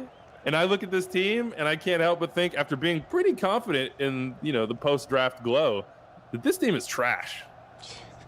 This is terrible. I got a good chance at the 2024 Ben Bear Comeback Manager of the Year award in the Golden Boot draft. Weeby, I know how you feel.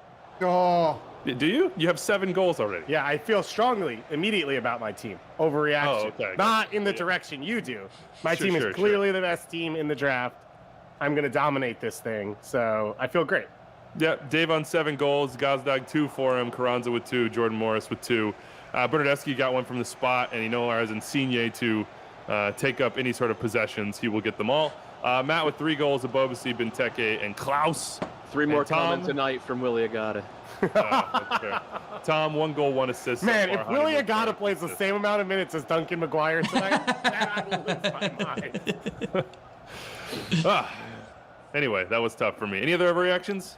I feel bad for Jason Wilson. That is not what he had in mind when he submitted this question. We used him. We used him in that sense. Let's give him a real one. What's a good overreaction from you? All my overreactions are teams that lost that I thought played well and that I'm now completely high on. Like Vancouver. I'm all over Vancouver, and they lost at home to RSL. Columbus looked great for 45 minutes. They lost 4-1 to Philly, and I think both of those teams look fantastic. You skipped the big one. The big one is Houston. Houston went to Cincinnati, and they outplayed Cincinnati. Like, they were the better team. Pat Noonan literally came out in the post game and was like, yeah, they were really, really good. They had 60% possession. They outshot them. They, were generating good chances. Oh, come on. Ache was locked in. Like, he clearly heard it this offseason when both Pat Onstad and Benny Olsen were like, yeah, he has to play like it. He played like it in this one. His set piece delivery was incredible. I did not expect any of that from Houston in week 1, but it's a good reminder that, Ben Olsen's teams in DC, even when they were completely outmanned, they played hard for him. And this Houston team in week 1, they played hard for him. They played good soccer. I thought their press was very good. So Yeah, I'm over. Okay, yeah, I'm over. I was like, I'm completely removing Houston from any talk. Yeah, there you go. That was full circle right there. All right, we have some mail here from Gus Amon. Says, "Gents and Mr. Scoops, me and my circle of Dyna Bros were optimistic about this upcoming season." What? I would have read this email just for the phrase Dyna Bros. I gotta tell you, like the moment I read that, it was just an incredible, just a huge smile across my face. So anyway, I'll repeat it. Me and my circle of Dyna Bros were optimistic about this upcoming season. We've had decent preseason results. Cap space was made, and the incoming additions seem to fill obvious gaps. However, all caps, y'all seem entirely down on the Dynamo and what is going on at the club. Understanding the club was in quite a hole to dig out of. None of us thought we would be dead last in the West in your predictions and power rankings. Even though our offseason was rated an A or A-, our preseason club review was, now we're predicted to win the Wooden Spoon by many. Is there anything or any nugget of hope you can find for us Dyna faithful? Also, the new El Sol kit is fire, and you all should get one. Dale Dynamo. Didn't we just answer that? Yeah, I just wanted to say Dyna Bros multiple times. So Okay, you got it. That's all great. right, we got it. There we go. Here's one. What's more concerning from Randy Bruce? Austin's opening day loss or Insigne's opening day injury, Dave? I want to say you're one of the producers of this show. You host it. You don't have to tweet from an account that's I am Randy Bruce if you want to put something in the show.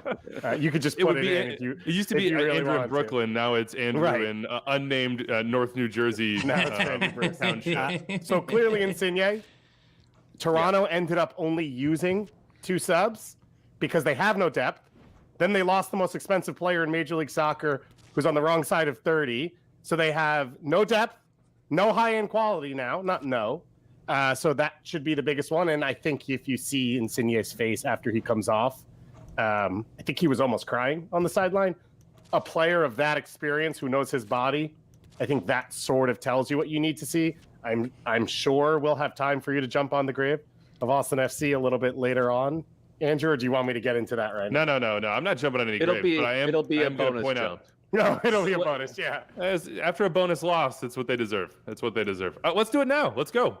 Unless you have an overreaction, Tom. You got one? Something juicy?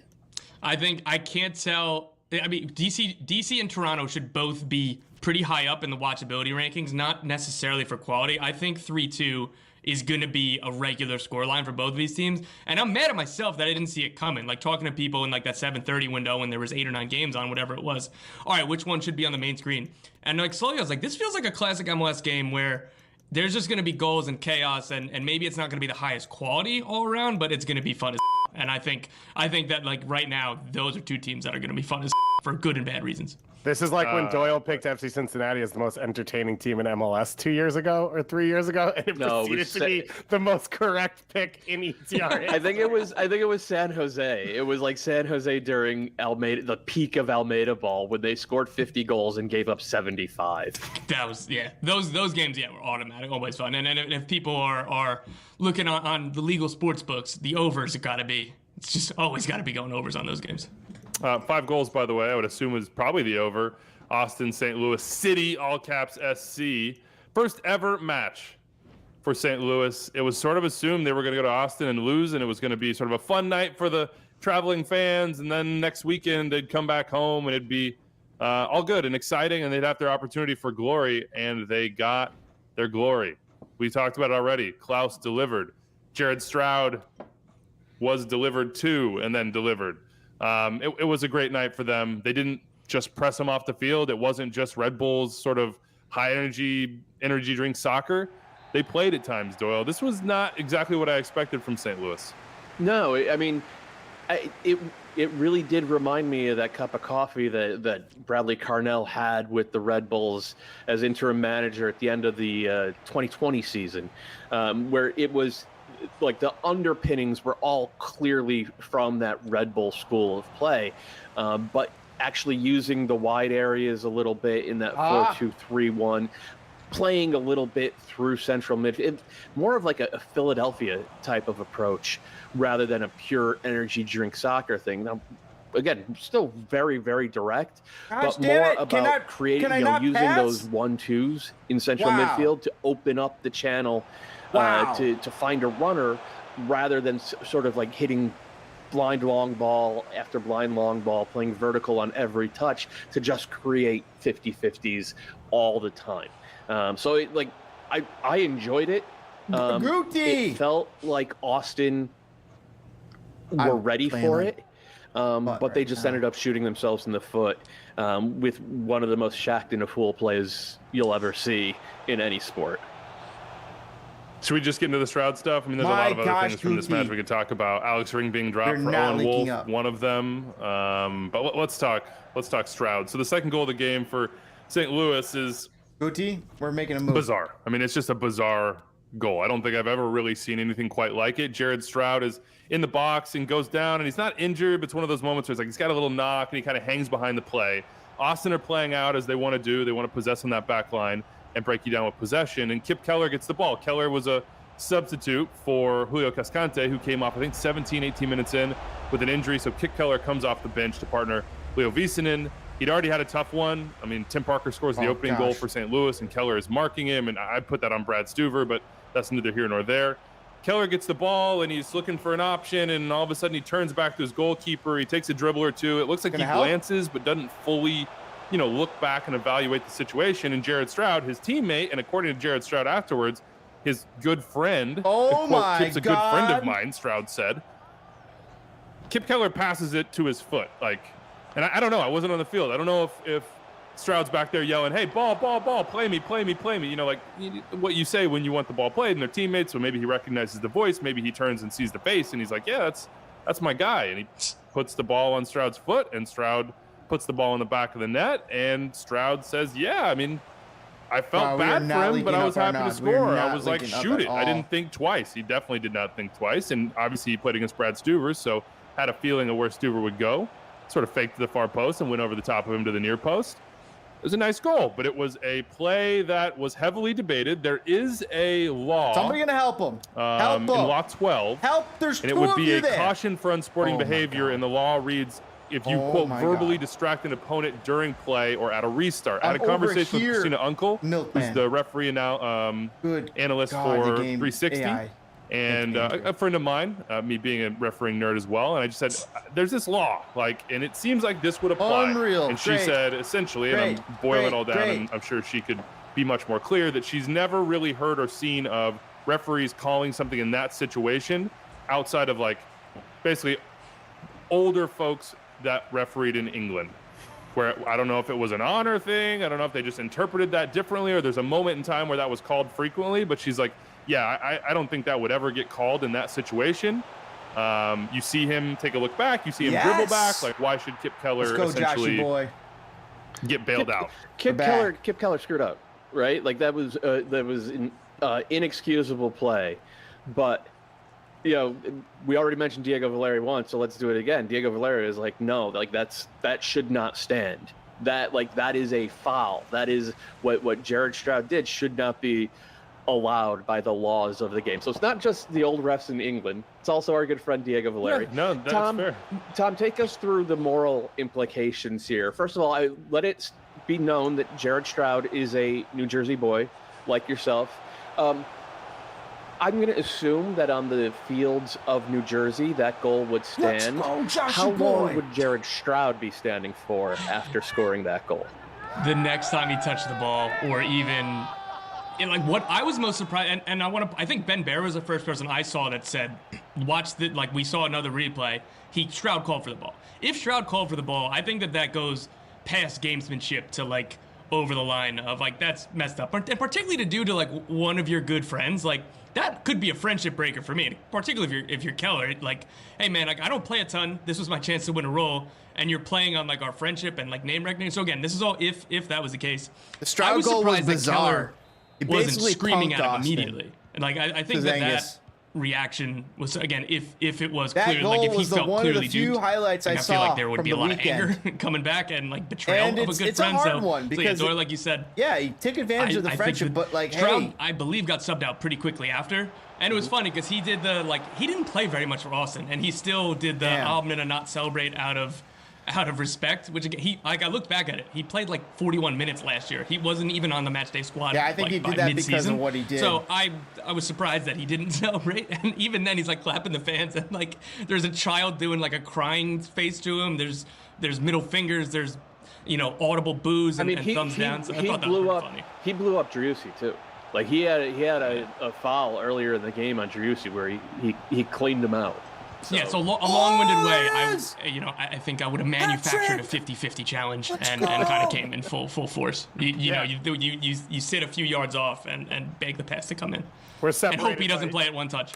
We're separated by 12 miles, but our feelings are the same as someone who averaged a yellow card a game throughout my playing careers. I don't think it should be handled by the referee, but I would think it would be handled by people on the field. And I can tell you, it happens like fairly often in men's league, rec league, co-ed league, whatever, because people are idiots or scumbags, whichever term you want to use. And I am the first to say something. I've never said anything to the ref. Just go up to the person. I say, Are you a joke? Are you kidding me? Are you embarrassed? How do you live with yourself? That's normally how the conversation Completely goes. agreed. And then I will probably foul you coming through the next, especially depending on who you did it to. Depending over the next few minutes, I will probably foul you. I am surprised none of that happened as well. I would have no expectation that the referee would step in and in any way affect that. One, can the referee literally hear him? Because if you can't, how are you going to judge that? And what Ben talked about, if he can't, can Kip Keller? I would also throw that out there. You could see him on the replay calling for it. You could see him on the replay point to his feet, which normally is followed by play my feet, but is not always audible. So does that count as a call? And like, look, the circumstantial evidence is Kip played the ball and then he checked back into the space, like waiting to receive the pass back. Like, it was pretty clear, again, whether it was Stroud calling for it, which we all assume, or Kip just like had a brain for it, where it's okay, like, yeah, that's a teammate. Let me get wide, make it easier to get the ball back. And then he like quickly realized when Stroud turned around, like, oh no, he plays for the other team. Yeah, it's I mean, look, Kip Keller and Jared Stroud are gonna have to work that one out between themselves. Obviously, there was a relationship there from last year in Austin. Is a rough game all around for Keller. I mean, St. Louis boy, born and raised. Got dunked on by Tim Parker. Can we, because I feel bad for Kip Keller at this point, I thought on the first play, I don't know why Väisänen did not come over to help. There was one attacker in that shot. It was just Klaus. Why Kip Keller got left on an island for that to happen was pretty inexcusable. Pretty bad help defense. Good work, Joshy boy. Yeah, look, that's where I was going to go with Austin. We could go there in a second, but I completely agree with Dave in the sense that I don't think I see this law. Every law is up for interpretation. I would not expect, if I was a player, for that to be something that would be called on the field. I haven't seen it called on the field. I can't think of a single time that I've seen that foul called. I've never seen in a professional match. Like I don't think there should be that expectation. The only thing I've ever seen called is the screaming at a goalie when you charge them down. Yeah. Gosh, I've seen that called. I think it's the same concept. But I've never seen it called for calling for a pass. Anyway, look, Austin fans were going after Keller a little bit, and I would just say to Austin fans, relax, take a step back. Dude got subbed into a match he didn't know he was going to come into. Had some rough moments. You don't have center back at St. Louis University. So it's a real smart idea for you to try to burn the house down right now as you're about to enter CCL. When you lost your best center back, you don't know if Väisänen's going to be as good as Gabrielson. Cascante's hurt. It's Kip Keller and Rotarek, and then I guess like Adam Lundqvist could play center back, but outside of that, you don't have depth, and that is your Achilles heel. But a win for St. Louis. Props to Josh Wolf after the match, and he basically just said, look, mistakes happen, and it's our job to help him move forward. But mistakes happen, so calm down. But center back is a concern. Oh gosh, I would say just on the depth front for Austin. But they didn't seem that concerned about this. Doyle, should they be more concerned? Yes, and for the reasons that we've pointed out for a year now, is that they overperformed their underlying numbers last season. Breaks like this one tended to go their way last year. Now, it doesn't mean that they can't replicate that. The Sounders under Brian Schmetzer have basically overperformed their numbers consistently since 2016. So it can happen. But for the most part, we pay attention to those numbers because they're a really good guide of how well a team is actually playing. So yeah, be concerned. You're not going to lose more games with Kip Keller or anyone else, replicating this play. Oh no, this is through. Big You have stop to, by Olmsberg. at home against an expansion team, you have to be dominant and put games away in a manner that Austin has rarely shown. They won these games like 5-1 at the beginning of last season. That's where the bonus game concept came from. Yeah. This is one game. It's 90 minutes, so let's not overreact. Yeah. But should we overreact maybe? Anybody have a take on the Owen Wolf over Alex Ring? Ring, the club captain? Yeah. Dropped? From what I've heard, off the field stuff played a big role in that. Really? That makes sense. I for one think Owen Wolf is hugely talented as well. So for me, it wasn't just like, oh, what an insane soccer decision, but it did feel like an interesting opening day decision with the guy who had been your club captain. That's Driussi now. Driussi got a goal. Oh, Thank God I held on to him, but we're in for a rough year otherwise. So Alex Ring didn't start, but shout out to Alex Ring.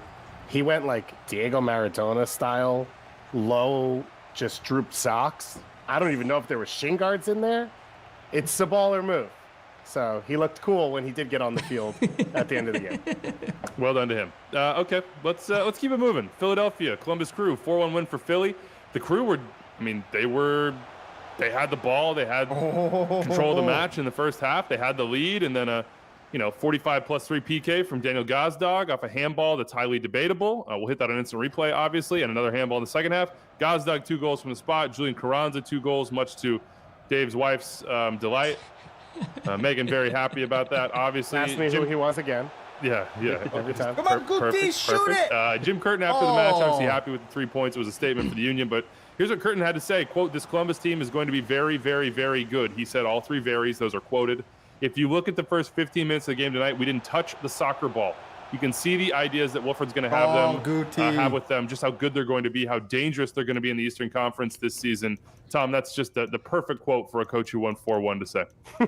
I was going to say, I don't doubt that he's being honest, but I will say if you've spent time on Jim Curtin press conferences or just any time talking to Jim, this is who he is. He's super nice. You will not hear a bad word. He does the perfect, it could be August and, last year playing DC United when they're bottom of the table with nothing really to play for and be like, look, man, this team's better than a lot of people think. They're going to go out there. They're going to fight. We got our hands full today. He'll say that about anybody. If they were playing an NCAA D3 team or a men's league team, he'd be like, you know what? They got some players on here that people aren't talking about, and it's going to be a difficult game. So I believe that he believes all of this, but he's not going to say a bad. If he thought that they sucked, he wouldn't say it.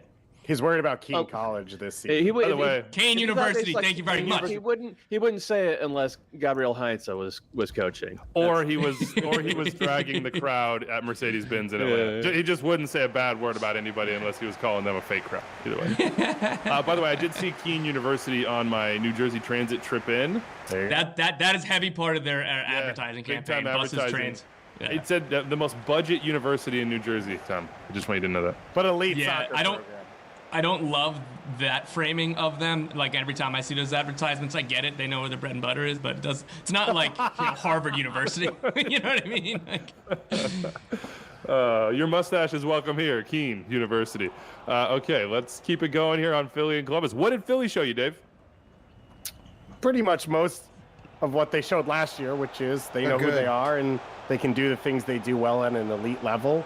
I did say in the first half, I thought Columbus sort of punched them in the mouth in a way in Philly we haven't really seen teams do.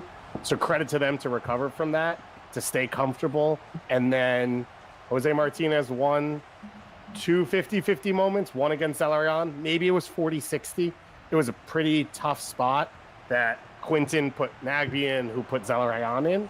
And once Martinez wins that ball, they know exactly what they want to do. Now, the bonus this year is they can bring Joaquin Torres off the bench, and he can create a goal in the first 13 seconds being on the field. They didn't have that player last year. So as you look across the season, that's where the confidence, I think, comes from Philly being able to maintain what they did over the last 3 years. Again, where so many MLS teams fall off, it feels like they've gotten deeper. It feels like they can change the way they play even more. And the only question mark was, well, will last year's guys still be the same?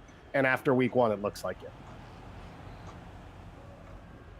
Yeah, the Joaquin Torres acquisition. I think we were all kind of pretty high in it. I was saying that from the beginning, that like this is a new way for this team to get points. Like again, if you need somebody to eliminate players off the dribble, and like hit that final ball that he played on that sequence in which he got the assist was incredible. But like I still think of like, all right, they're gonna come against low blocks. They're gonna come against teams that are frustrating, trying to play for a draw. And if Torres isn't starting, then you bring him in off the bench and shift him wide. And the way you change it, the way that Jack McGlynn's introduction into the first team last year was so important because he offered them something different than what the rest of the midfield was giving them. So this team can beat you in so many different ways. Now they're so deep. I think they're going to be able to deal with CCL. Doyle, I know that teams in CCL don't typically make runs at the Shield, but like I think this team is just different and like much deeper, and the way that they've been able, like Jim Curtin also talks about, it's not a coincidence necessarily that they haven't had many injuries over the last few years. Like this is kind of sustained. I don't know, what you do differently that makes a team less injury prone, so I'm not sure 100%. Would not say that out loud. Would never say that out loud. I'm saying they truly believe that. Okay, well, they were saying that, like, hey, it's not a coincidence why these things happen, why we've been able to kind of maintain this continuity. So let's, again, like, I think that this team is going to be deep enough to make a Shield run despite being CCL. And again, I think that they are among the favorites in CCL. Tell me about this crew lineup and what you see from Nance Doyle, because you have Patrick Schulte in goal. You've got Philip Quinton on the back line. You've got Mo Farsi in this team. Will Sands is there. Matan is back, and he's in the team. He'd kind of become a running joke for us. Like, where is he? Is he going to make an impact? Like, this is Wilfred Nance to a T. He's going to delve down into the kids. He's going to look at guys that haven't been playing up their potential. Crew 2 is going to get a look as well. And, it may not have been a full performance, but it was, I think, encouraging. Yeah, I agree. That first half was really, really good. I'm not exactly sure why Will Sands came off at halftime and Luis Diaz came on. I thought that kind of upset their balance defensively a little bit. But I think it was for the attack. It might have been, but Sands' decision-making was not good in the first half in the attack. And just because when I watched it, I said, okay, yeah, it's the Lassi Lapalainen move, right? Put a winger at one of the wing backs, see if you can cover for him defensively and get elite attacking output. I don't think Luis Diaz is that player. I also actually don't think Lassi Lapalainen is either, but I think that was the thought process there. Well, either way, the bet you make when you hire Wilfred Nance is what we just described. Is that you can turn guys like Philip Quinton and Will Sands and Mo Farsi and Sean Zawadzki, who came in, I think, late in this game, and Matan. You could turn them into what we saw in Montreal the past couple of years. And the only thing I'll say is that, like, Crew fans are probably going to need to be a little bit patient, but maybe not too patient, because I think against anybody except Philadelphia, they're walking out of this game with a point, which is also a way of agreeing with what Tom was saying about Philly being absurdly deep and just seeming incredibly well prepared to juggle, 4 different, maybe 5 different competitions by the end of the year. Atlanta United didn't seem ready to juggle that many competitions. Looked like they're going to lose opening day to San Jose. San Jose up 1-0. Araujo had missed a penalty kick. It's the 90th minute, and they got a corner kick, and you're like, yeah, this is probably going to be nothing, and then the crowd's going to go home unhappy, and it's good to have a World Cup winner in your squad, Thiago Almada. The MVP campaign is underway. Those are Anders' words. I'm reading them directly off the rundown. I just want everyone to know that. Don't attribute that to me, but it is possible. Comes in. Don't attribute to me, but I agree. Yeah. Just in case it does work out, I will also claim part credit, but I will not take any of the blame. Look, corner kick to him at the top of the box. Bang. Right footer off the underside of the crossbar. It's 1-1. Free kick at the top of the 18. Top corner. It's 2-1. Gonzalo Pineda is hugging him. They're going absolutely wild in Atlanta, Dave. And this is a huge moment for a player who sort of seemed poised to start having them based on what he had just done, based on what he did last year. He wore the Fuerte Apache shirt under his jersey. That's where he grew up in Argentina. And afterwards, Almada said his dad was in the building. And the celebration was for people in his neighborhood who always support me. A restaurant there helping people who don't have food to eat. I dedicate today to them, my family, my mom, a little sister who are there. It doesn't feel like if he does these things, he will be around for particularly long in Major League Soccer. This is what Atlanta's been looking for since Almiron left, right? Like, they have spent a ton of money on multiple players, not starting with Almada, starting with Petey, Of course, Barco as well. Almada's good enough, though, and he's good enough to do it. Now, I think the bigger story coming out of this game is Atlanta looked a lot like Atlanta has looked like over the last 18 months, which is they don't have ideas of how they're going to Don't say that to Brad Guzan. Not say that to Brad Guzan. Did he specifically say Yes. we look different? They was asked, does this remind you of the last year? And he said, I'm going to be pissed if you start with that narrative. and that he used the P word in that sense. Okay. Brad, this looked a lot like it looked in past years. You had no ways to break the opponent down. There did not seem to be a cohesive movement throughout the team. Luis Araujo is in danger of being one of the biggest DP busts in Major League Soccer history by not missing a penalty kick, by skying a penalty kick into another state.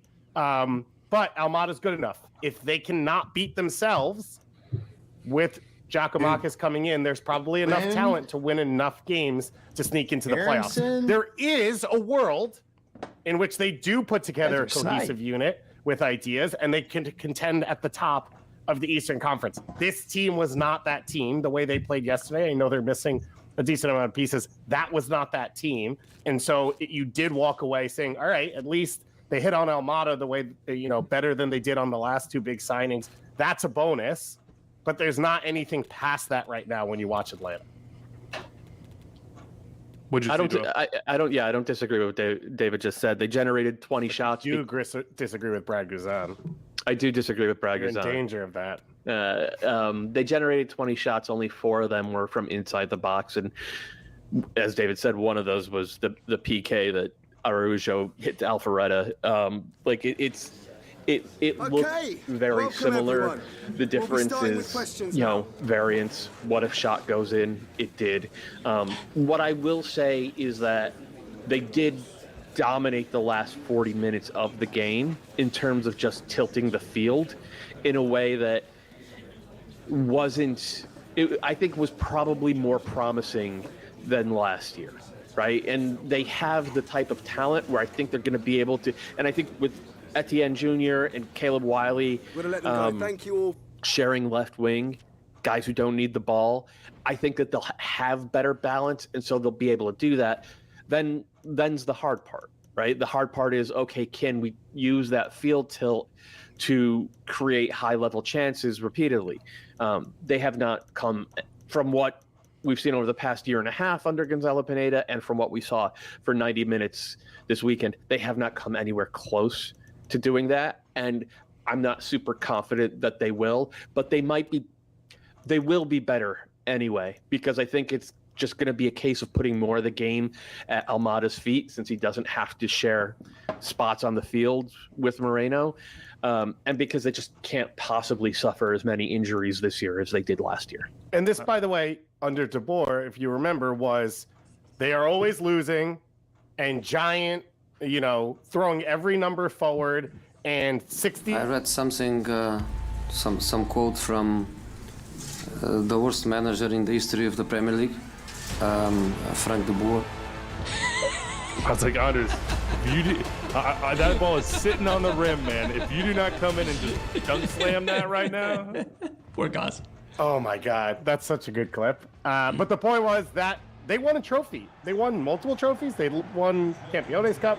They won US Open Cup under him. And most of their wins were home games, pushed by the crowd, overwhelming overloads and numbers, and being able to muddle the ball across the line in the end. So I know that we all pointed out how, Thiago Almada's heroics there. It's unlikely that you're going to get 2 stoppage time goals from distance, but again, he's a special player and he's going to help win them games.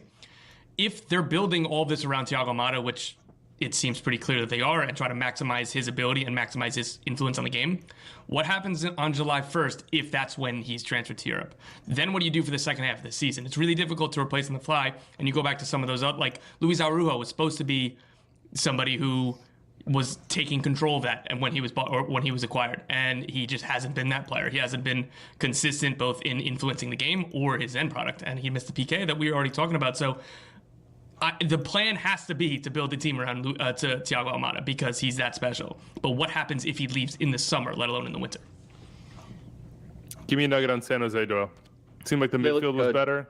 Yeah, they looked really good for 50 minutes. I thought the balance was really good. They didn't give up anything Oh, I should've let you defensively shoot. until those two bangers. They lost hold of the game around the 55th minute, maybe the hour mark.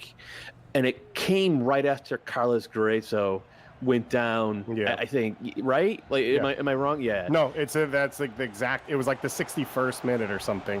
He goes down for a while and then he stays in. Yeah, I think that kind of upset their balance in midfield.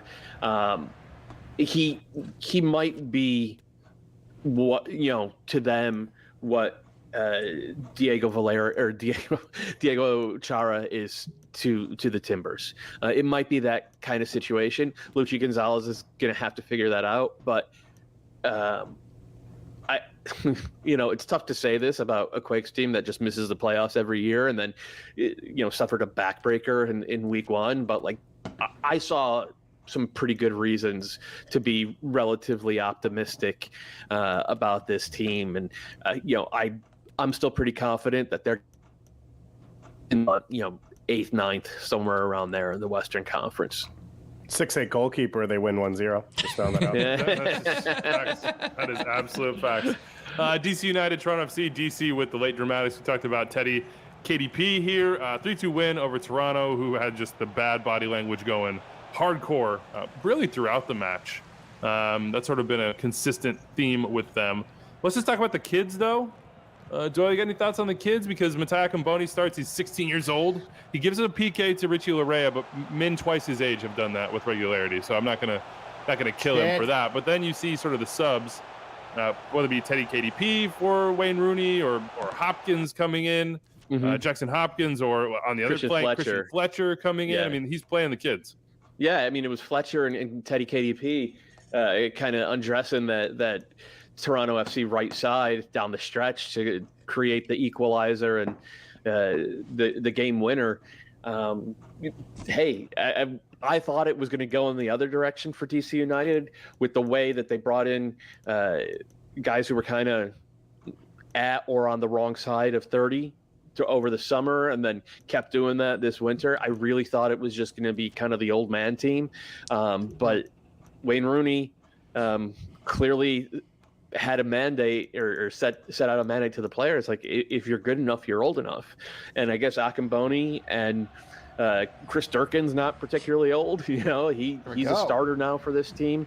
And the kids that you mentioned, they have all done work to win their spots. And Teddy KDP, his calling card as a youth player was he was just a dribbly boy. Like he just always wanted to get into those 1v1s and put someone on the rear end and create the highlight reel play. So to see him play like this and get a goal like that, whereas about his off-ball smarts and his box arrival and using the space that's created by hit me out wide. A massive center forward in Benteke who's going to have that gravity. That's the type of stuff that's going to keep you in the lineup. So even though I'm still not convinced that DC United are going to be, a lot better than what we all predicted them as in preseason, they look a heck of a lot more fun. And we haven't pointed out Mateus Klick. He was, that was a really good goal. He picked up the ball inside his own half. Again, I know that we're going to talk about the lack of mobility or defensive, ball winning in that Toronto FC midfield. So maybe that was a little bit easier for him to dribble 40 yards and shoot from 25 and score. But I think it's worth mentioning that from day one, that's a really good sign for DC because they need Klick to be really good. And a bad sign for Toronto. You have thus mentioned the issues with ball pressure and ability to recover by the Toronto midfield, and there's not really help on the other side. I guess they did just make the trade with Dallas, so maybe Brandon Servania can help a little bit there, but some concerning moments for Toronto early on. All royalties for Dribbly Boy, please send those to That's not mine. Long Island Queens and Long Island City Queens and Matt Doyle. Okay, let's hit Nashville NYCFC. Dave, no Hani Mukhtar, but they got Jacob Schaffelberg. The Shaft. They got Walker Zimmerman, who's doing the Johnny Cash celebration. NYCFC have some issues. We'll get to those in a second, but it's a great opening day for Nashville. Yeah, and it's what they didn't do last year at home, right? Which was just playing with energy, being aggressive, making it uncomfortable to be in their building, and then letting the crowd get behind them. They got off to the wrong start in Geodis Park. They are very good at sitting deeper, hitting in transition, being the, away team. And the question is the home form. Can they change that? It's not a completely different style, but I think the way they were aggressive, especially using the fact that NYCFC is easy to play through in the middle, they were able to find Randall Leal's feet, and he was able to create from there. And he really was just using the speed around him as tools. Now, there's a reason Jacob Schaffelberg isn't on Toronto FC, right? Throughout 75 minutes, he does not finish. He doesn't complete every play. But what Nashville found from him last year is he gets in dangerous spots, and it makes the game better for them overall. If they don't have Hani Mukhtar for a long time, they're probably going to be hanging on by their fingernails. But they were able to get a big win at home to start things out. I thought Jack Mayer looked really good at center back, which is one of their big conversations coming into this year. And Sean Davis is going to need to be big for them. Their ground coverage in central midfield took a step back. If Godoy is healthy this year and Sean Davis is comfortable, that's probably their best path forward from that position as well. So if Mukhtar comes back into the team healthy with Leal playing this way, that looks to me like a better group than a lot of us talked about, because we were fairly down on this team in our preseason conversations, and that potential is higher than what we talked about. I think it still hinges on Hani, obviously. Well done to them, though, for getting the goal early on from the set piece. That's the way he draw it up. Daniel Nielsen hits up and said, what the heck's going on? How's Cushing going to do with this NYC squad, or is he going to have to get more guys to compete? That's your territory, Tommy Scoops. What's up with the Santi Rodriguez stuff? Is that going to happen? I haven't heard any updates on that. Again, CL Merlo reported a few weeks ago that it was happening, so it's surprising that it hasn't yet. Look, this isn't how the squad's going to look like in even probably 3 weeks, let alone by the end of the season. And it's very clear that they need a high-level number 10. We've all been saying we think that they need a high-level number 9, or keeping somebody like Aberg to be the starter, so Towson Hagel playing left wing. Matias Pellegrini did not look comfortable as a number 10, and that's because he's a winger. Gabby Pereira is a winger. Talos Magno is a winger. They need that 10. A new concern for me was looking at that midfield was very easy to play through. And I know Alfredo Morales wasn't available, and he's somebody who is difficult to play through. But I think that they're going to need a secondary ball winner, and that's probably a smaller move than anything else. But it seemed like Nashville controlled the game without the ball, as they tend to do. But anytime that they came out and tried to play in transition, or came out and tried to attack quickly, they could do whatever they wanted. Is it a smaller move to get another ball winner, another guy to play alongside Keaton Parks? Or is it ending the James Sands loan early? Because he's now not making the game day squad for Rangers. Since Giovanni von Bronckhorst was fired, Sands has not really been a factor for that team. And his loan only goes another 3 months. So why not just end it early, get him in there, get him in the lineup, because he fixes a lot of that, doesn't he? Yeah, I wish you would have had that earlier, Dave. That's a point that you could have made. I would also throw on, by the way, Alfredo Morales was awesome 2021 playoffs to win MLS Cup. He only started 20 games that year. He only started 20 games last year. He has not consistently played for them. He's been up and down in his performances, so I don't know that he's even a fix-all for all of it for NYCFC. Also throwing out there, Tavon Gray is probably not a right back. No. Would love to see him get to play center back. He does not comfortably shape his body out wide. He doesn't really create chances. It's not his game, and I don't know why. I understand saying, we want to give a young player a chance. We don't have space at center back. Alex Collins is gone. They gave a DP spot to a center back. It just feels like there's a space in there to play him. I'm sorry. Or play 5 in the back if it's going to look like what it looked like this week. I saw you, Jordan. Yeah, him being a right-sided center back in a back three, I think, would be his best. I think that's the spot. The same way Kamal Miller took a real big jump when he went to Montreal. So, but again, that's a very specific role. And if you don't change your formation to make Tavon Gray's ceiling as high as I understand why not, but hopefully we'll see them play that a little bit. All right, let's talk Cincinnati. We got Houston in already, and the Vibes kept Dynamos him should on. be well sated in that sense. If we're talking about back fives, here we go. Cincinnati, Mosquera, Miazga, Hagelin. This was not their best performance, Doyle, but it was ammo for your Cincy Shield prediction.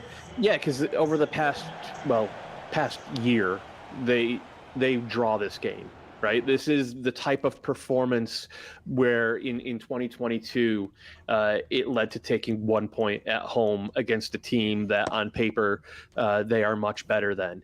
But based upon last year's experience, based upon, juicing the talent along the back line in central midfield, they didn't have Obina Nwobodo from the start last year. They have him from the start this year. He scored a goal.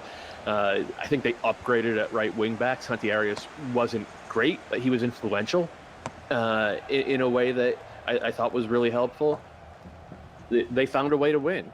And if you're going to be a Shield contender, if you're going to get a home game in the playoffs, you have to win some games where you play poorly. And that was what Pat Noonan's post-game presser was about. He's like, I don't think any of us, I don't think anybody on the field for us played very well. But we talked about heading into this game, the importance of winning. And that's what we saw. And remember, last year, LAFC won the Shield.